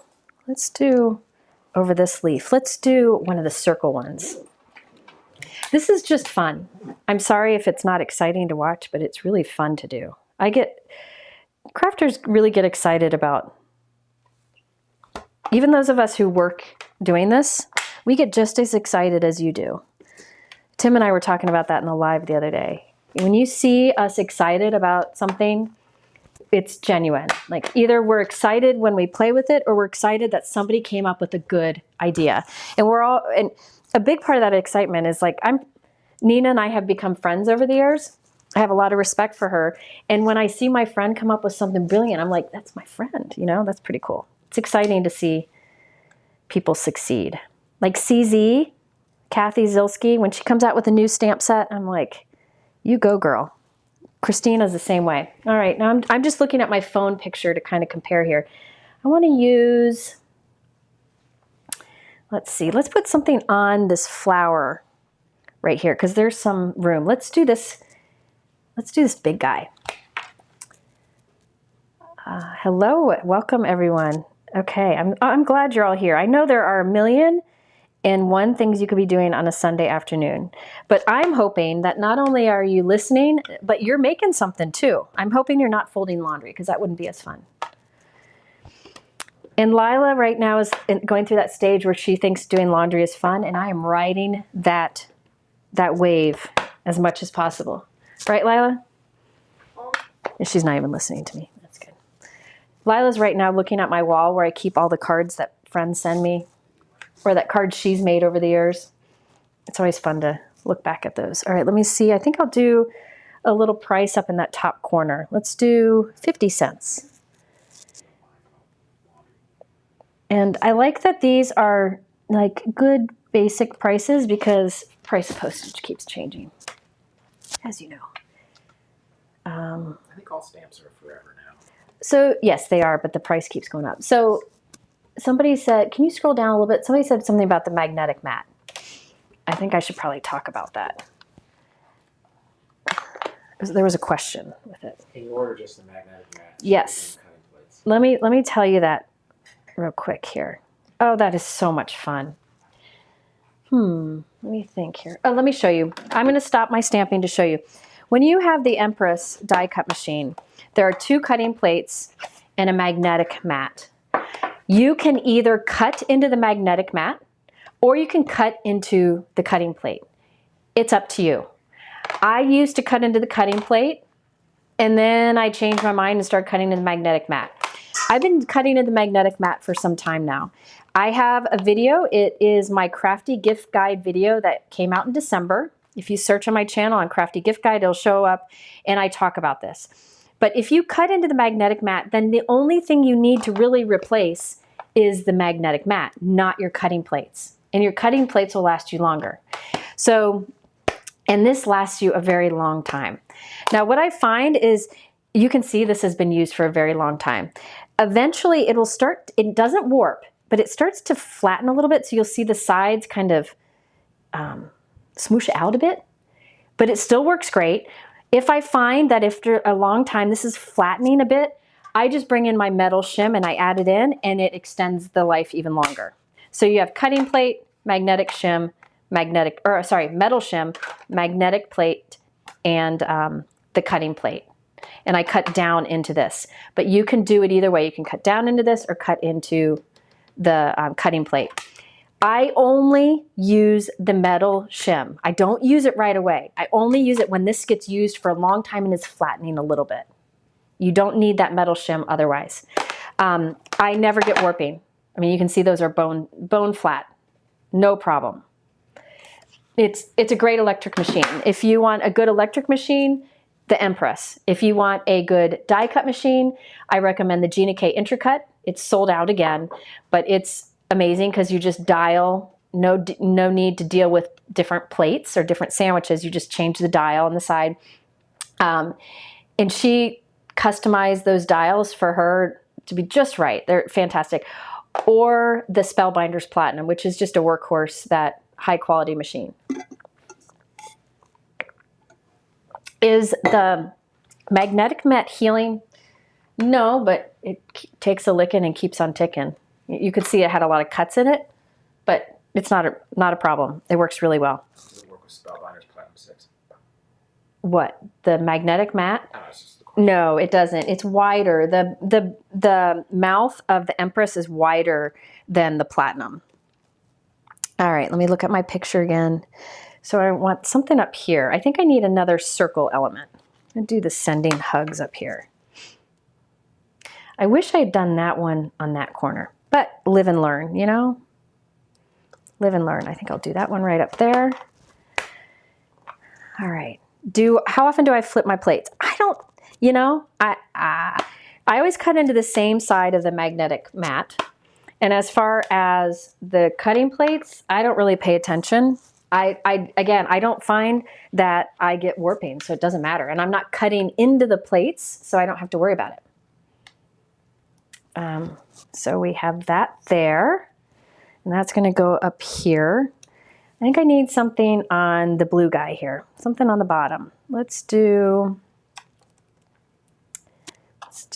express mail right here. Maybe I'm doing too many of these circle elements. No worries. No, the magnetic cutting plate that is with the Empress does not work in the Spellbinder's Platinum. I think it's too wide. I think. Okay. So I think that's good. I think I did enough of those little images. As far as powder tools, there's a lot of great ones out there. The one that I usually use is the Rabbit Hole. You can see mine is pretty loved. Rabbit Hole cottontail embossing tool. Or this is an old powder bag that I fold over and have a clip on, so you can just tap it. And they're both here, and it's usually whichever my hand reaches for the first. It's how I figure it out. Okay, so that's the general idea. I've got my photo here off screen. Now we can start adding these. I am going to choose to use, I don't want to use foam tape. You could. Yeah, let's use foam tape. It's faster. I normally would, behind each of these postages, cut a little scraps of cardstock to build up dimension, but to save time here, I'm going to use foam tape. Yeah, you can flip that magnetic mat and use the other side. The other side isn't as magnetic, but it'll still work great. It'll still be good. All right, so let's see. I want this guy. This is the Altenew foam tape, which is the foam tape that I seem to use the most. It cuts nicely, it tears nicely, and it doesn't muck up your scissors, and the release paper comes off very smoothly. So this guy is going to go kind of up from the corner here. I'm not going to push it down completely. I'm just going to lay it there and see what happens next, because I'm not really sure. The anti-static tool. This one is from Rabbit Hole Designs. I think it's called the Cottontail embossing tool, anti-static tool. I'm not going to push it down. Oh, Mike just started a video of me playing, if you hear it in the background. There, the information on the Inquisitive machine, the video Brianne just linked to in the chat. All right, so now this guy, I kind of had him like right like that, I think. I'm not going to press it down because I'm not sure. All right, now this guy, put some foam tape on him. Any questions out there? Yeah, the Empress, there's no learning curve. It's pretty simple. And it comes with embossing mat in it too, so that you can, make an impression with a die or whatever. The only thing is, I do not use it for Better Press or Glimmer.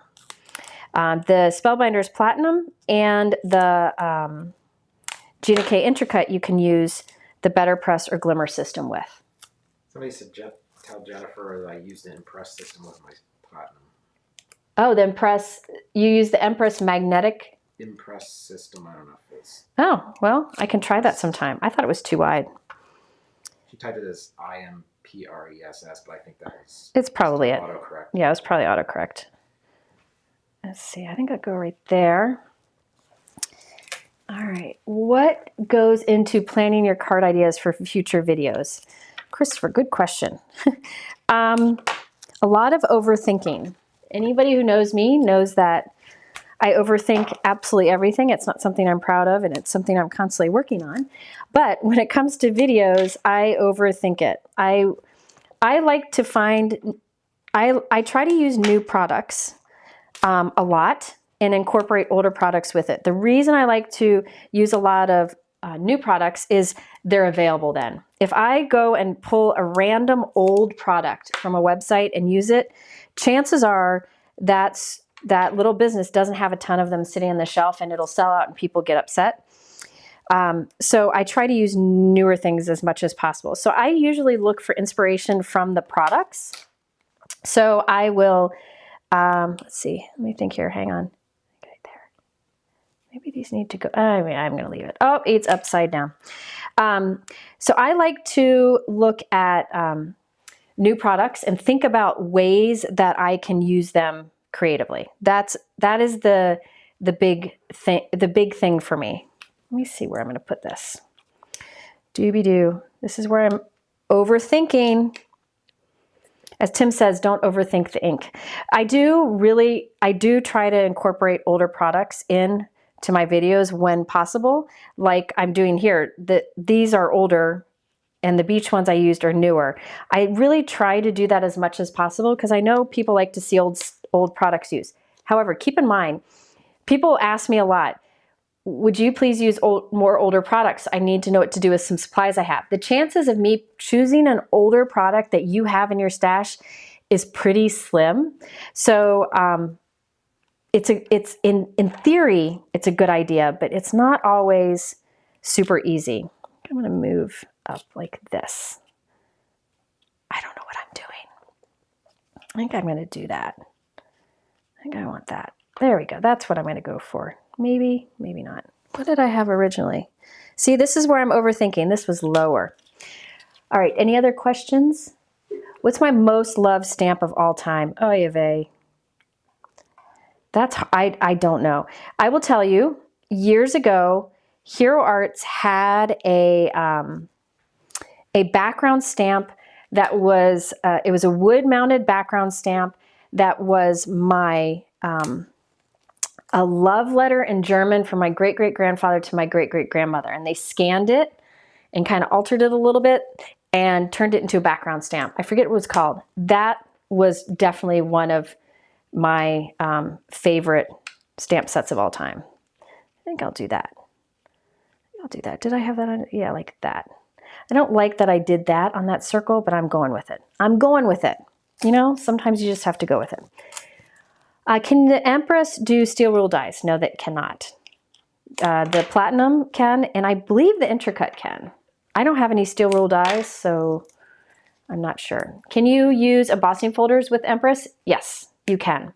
There is information in their instruction manual on how to use embossing folders with it. And of course, it depends on the embossing folder that you use, whether it's 3D or regular. Yes, Joe, that's another good one. Simon Says Stamp has a background called You Matter background stamp. It's a text with really encouraging sentiments. That's another excellent one. What is the oldest stamp in my stash? I have a lot of older Hero Arts ones because I started out with Hero Arts, so that's what I have the most of. Oh my gosh, this is so fun. What's the You Matter one? You Matter is Simon Says Stamp. This background die here is when I play crafting, this Waffle Flower Tiny Crosses one is one that I use a lot. Like when I play on my own, in my own playtime, like I'm doing today. There we go, I'm gonna add that there. Oh, isn't that fun? Let me make one change. This is where things go haywire when I start making changes, because I'll tear things and I'll pull it off.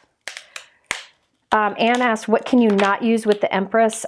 Steel rule dies, you know those thick ones? Like Tim Holtz and Sizzix have those thicker dies. You can't, I don't think you can use those. Yeah, that's what I want. I want that in there. Like that, there we go.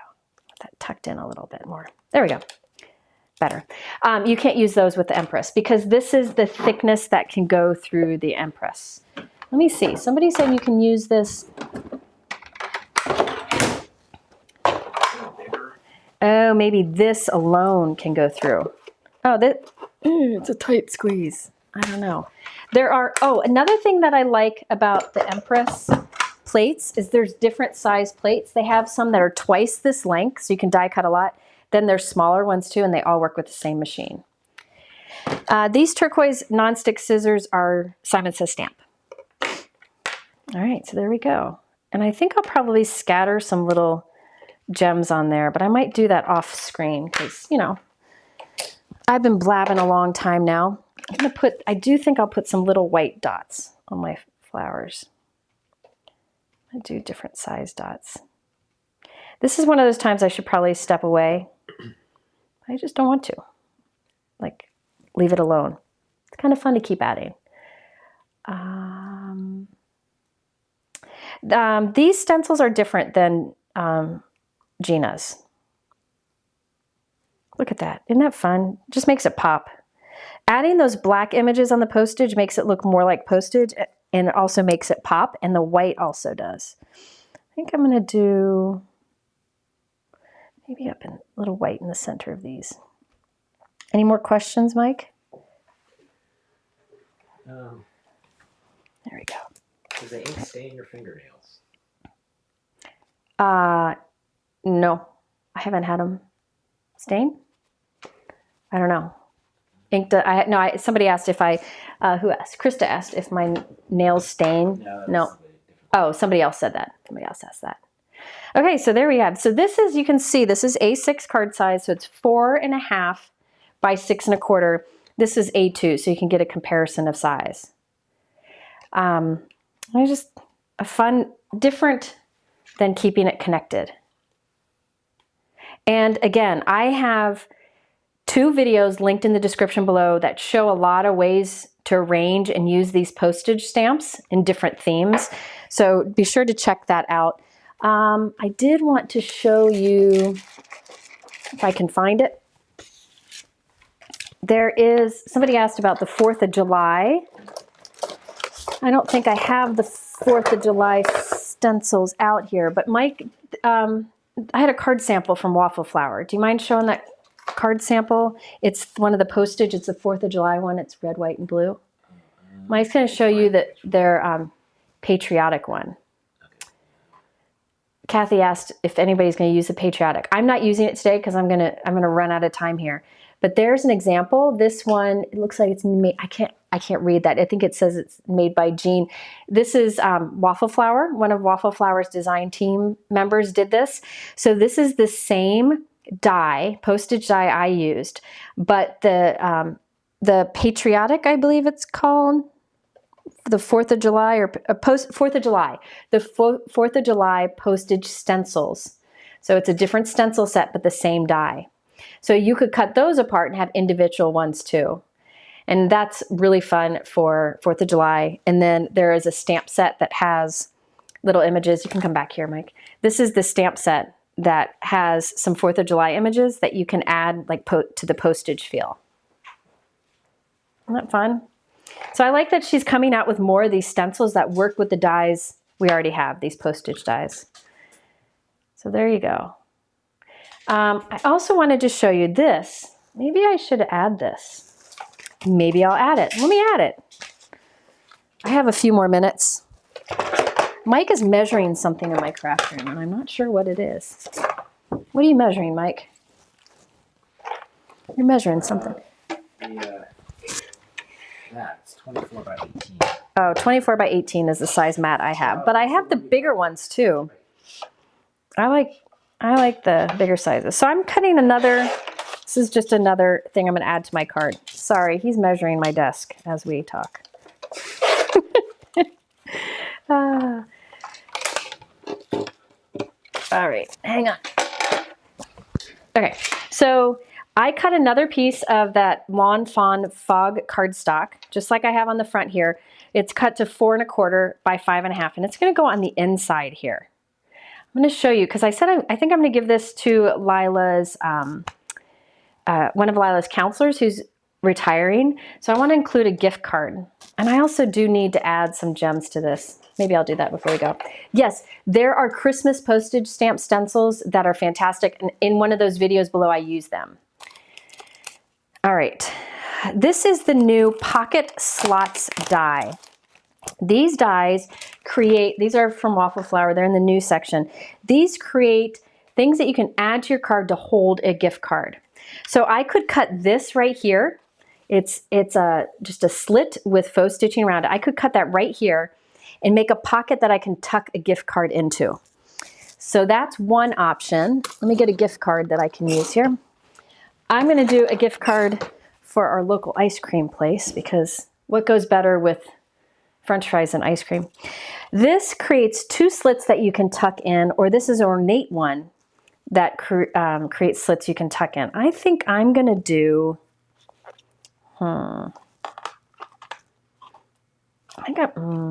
which one do you vote? Should I use the ornate one or the simple curved one? Can you show the new comments, Mike? While you vote on which one I should use inside of the card, I'm going to find some gemstones to add. If I can find them. Where are the ones I want to use? I think I want to use these. So which of those should I use?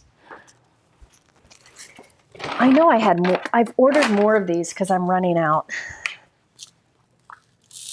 Which ones? The fancy ones or the simple card slits? I'm going to go ahead, curve, ornate, simple, ornate, simple, ornate. I love how everybody has different votes. This is how it goes. Let's see, I think I'm going to do, Mike's going to kind of take a little tally for me while I put some little gemstones on here. I have my Gina K pickup stick tool here, and this is my new favorite gem right now. This is Trinity's Moonstone, and I ordered a bunch more, but I have no idea where they all are. People are saying simple. Oh. I want you to use that little thing on the bottom and make that work. This? You're the goat. Well, that's easy, but I'll show how it works. Make that, use that instead of the other ones. No, I'll show how it works. I like the idea of to tuck in. I'll show you how they both work. But now I've started my gems, I got to finish. Okay, I'm going to do the simple. I can always change my mind, right? I can always change my mind. I think I'll do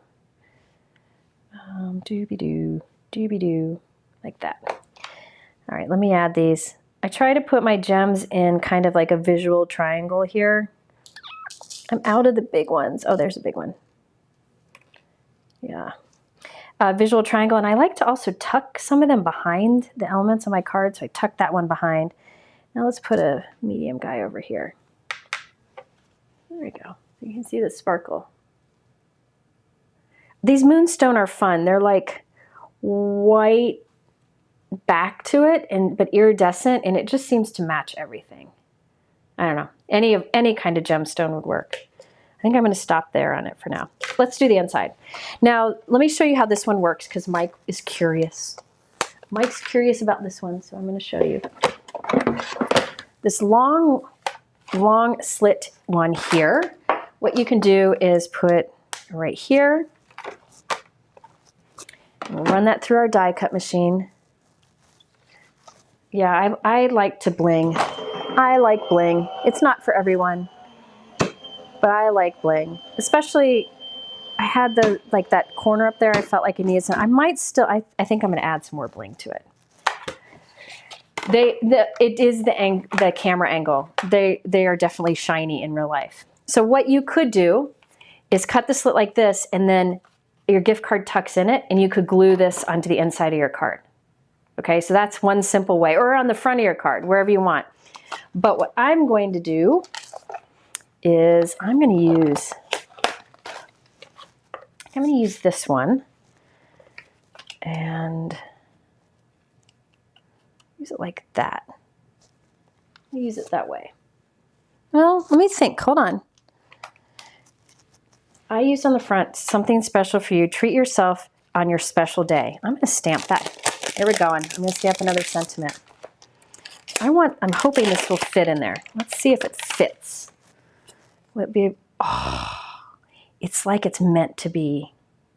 Or that Nina's really brilliant when she designs, or her team. This is probably JJ. This is JJ Bolton. She's great. She designs for Waffle Flower. So I could really do it either way. I think I'm going to do it that way. You could have this go in either direction. I'm going to have this go right here.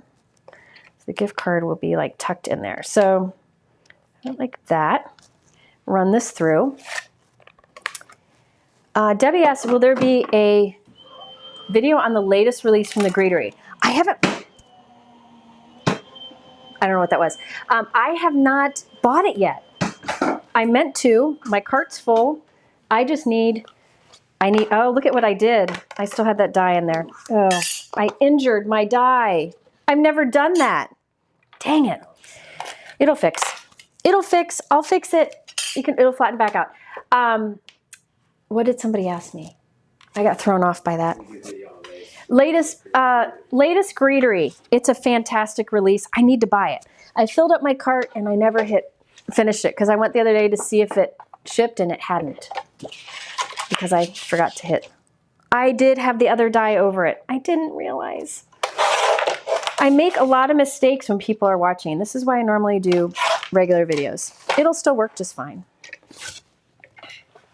All right. So now this will still work fine. Don't worry. I was doing it. Which way did I do it though? I want it this way. So put that in there. It'll flatten back out. I think I've only done this maybe twice before. And I do a lot of crafting. I did put double dies in. See, people? We all do this. I just normally would edit that out so I wouldn't cause everybody to panic. So I did put double dies in. Okay. But it works just fine. So there we got it. So we've got it. And now look we've got these little, look at that. So that can go on the inside of the card, but I want to stamp on there first. So let's get out my Misty. Maybe this means that it's time for Jennifer to stop crafting. We all make mistakes. So I'm going to put treat yourself on your special day. Sorry, my head's in the way. Just put that right there in the center the best I can do. Can you move the comments, Mike? Sometimes the comment scroll, the feed, gets stuck, and so I got to ask Mike to keep it moving. Oh, you guys should see my desk. Oh, it's so bad. I can't find. Okay. Whatever. No, don't show them my desk. Don't show them my desk. Make me nervous. I'm stamping this with black ink here. Oh, I had a hair on it. You know, things are going downhill. Step away from the crap. Step away. I'm going to go with it. I don't think she'll notice that. There was a hair on my stamp. It's a dog hair. I have 2 Vislas, and they have these short little hairs. There we go. It's fixed. All right, so now we have the little pocket. I can put this on the inside of my card. I'm going to put adhesive around the edges.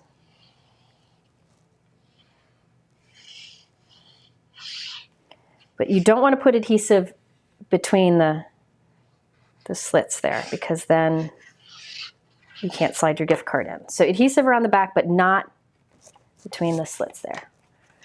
Now I'm going to tuck this in now so I don't have to try to tuck it in after. I'm going to slide that in there and now place this in here. Using liquid adhesive is nice because I can wiggle until I'm happy with the placement. So I'll put something heavy on this. What was the question?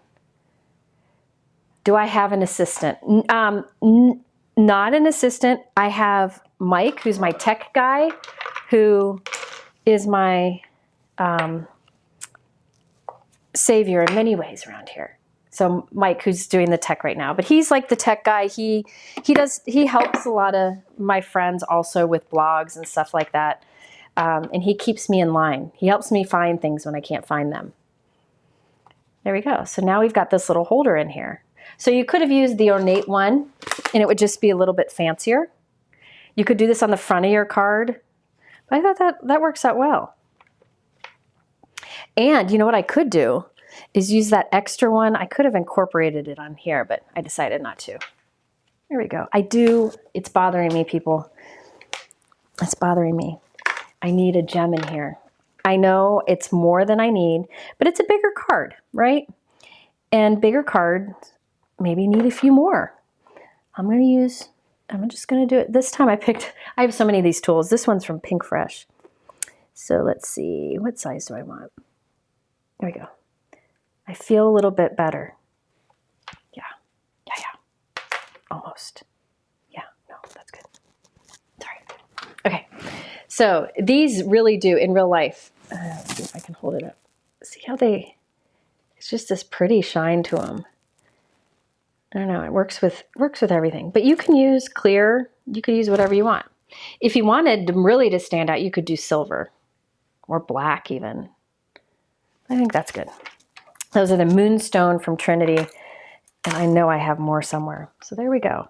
So I need an A6 envelope for that. You can put, because it's a little bit bigger, you can put it in an A6 envelope or just put it in a 5x7 if you have that. Can you scroll it for me? So there are two of the Postage. Did you have, can you overgem? Kate, I think you can overgem. Okay, let's put it this way. I don't think you can overgem, but I bet some people do think you can overgem. It's just personal preference. You do you. I like them. I think they're fun. Not many Hallmark, oh, I'm sorry, I shouldn't say Hallmark. Not many store-bought cards have bling like that on it.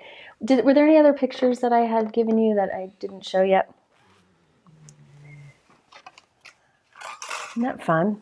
Yeah, I gotta add it though.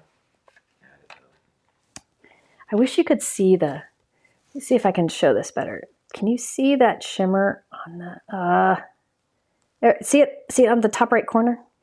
Look at that shimmer.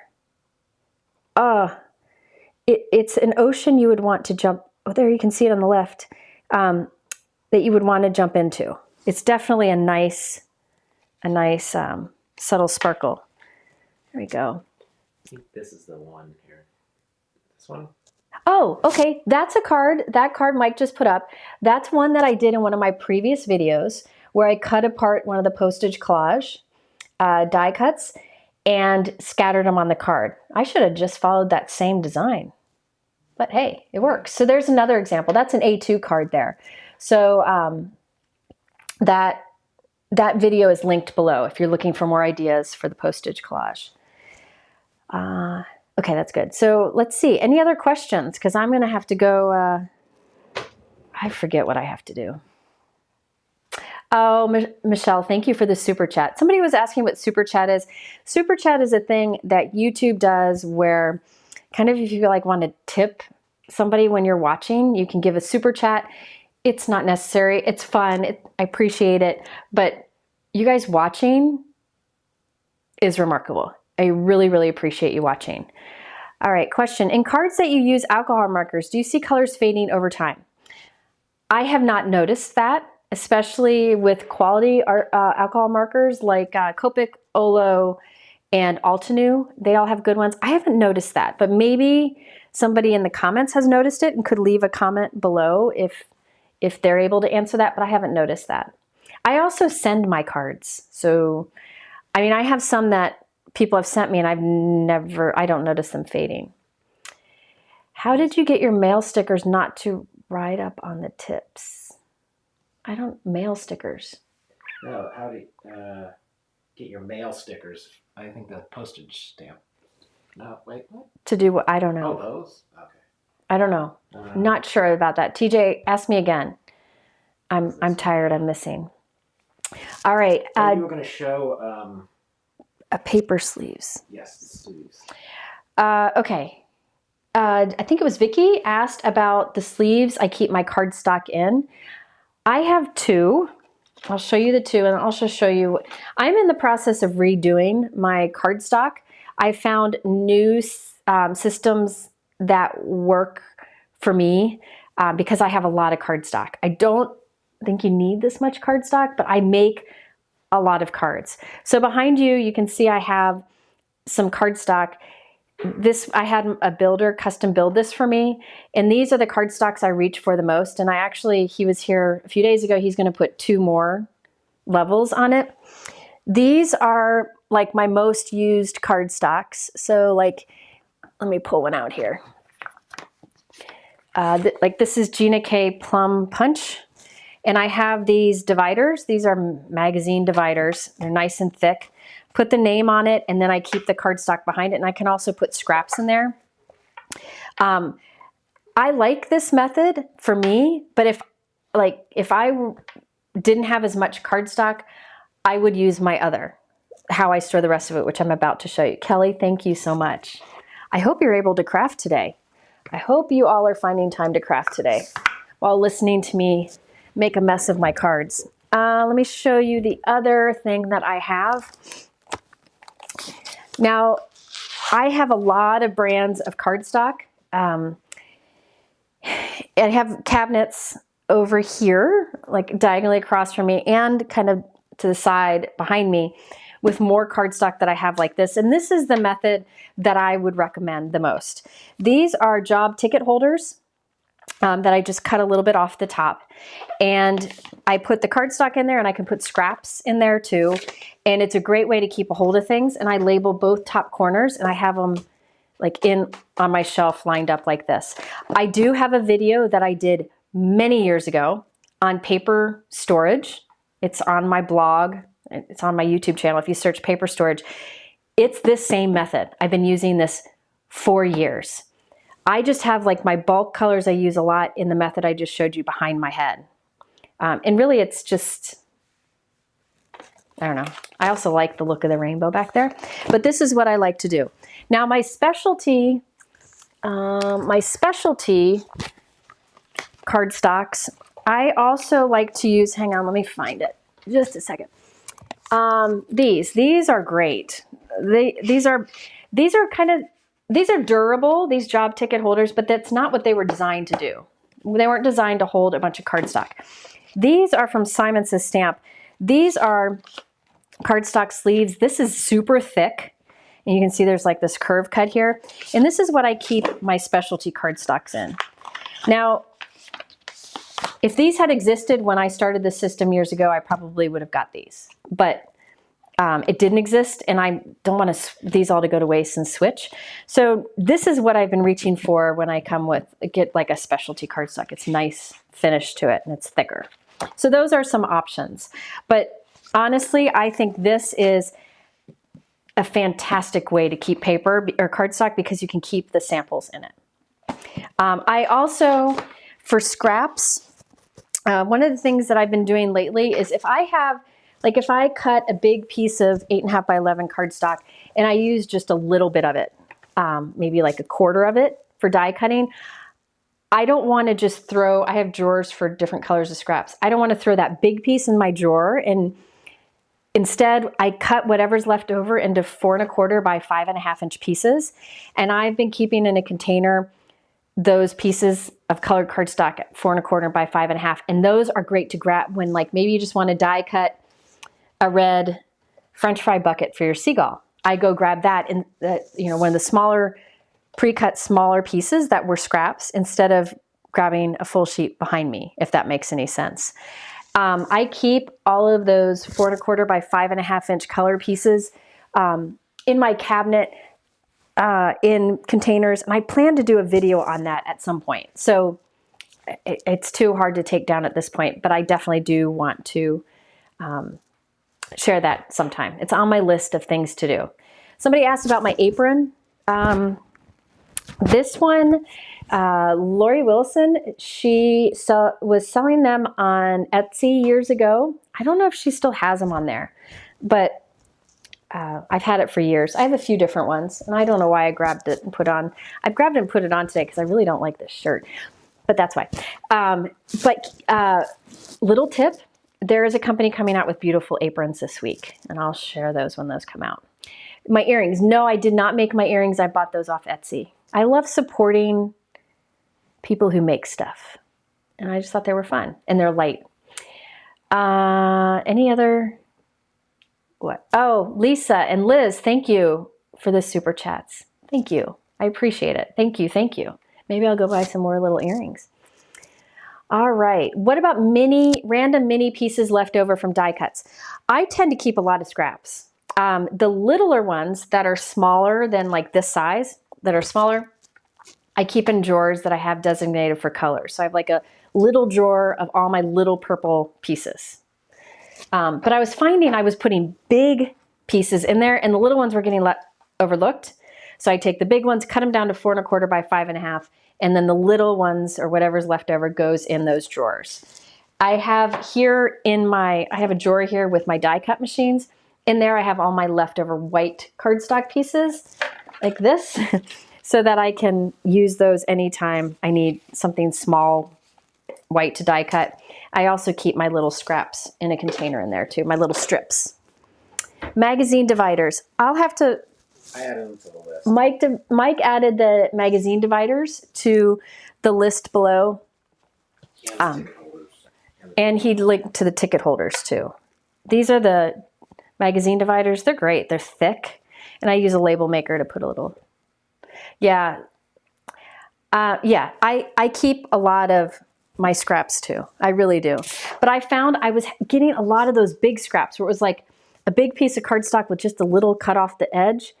And instead of keeping it like that in a drawer and hiding everything else, I cut pieces of 4 1/4 off out of it and then put that organized with my 4 1/4 by 5.5 inch panels.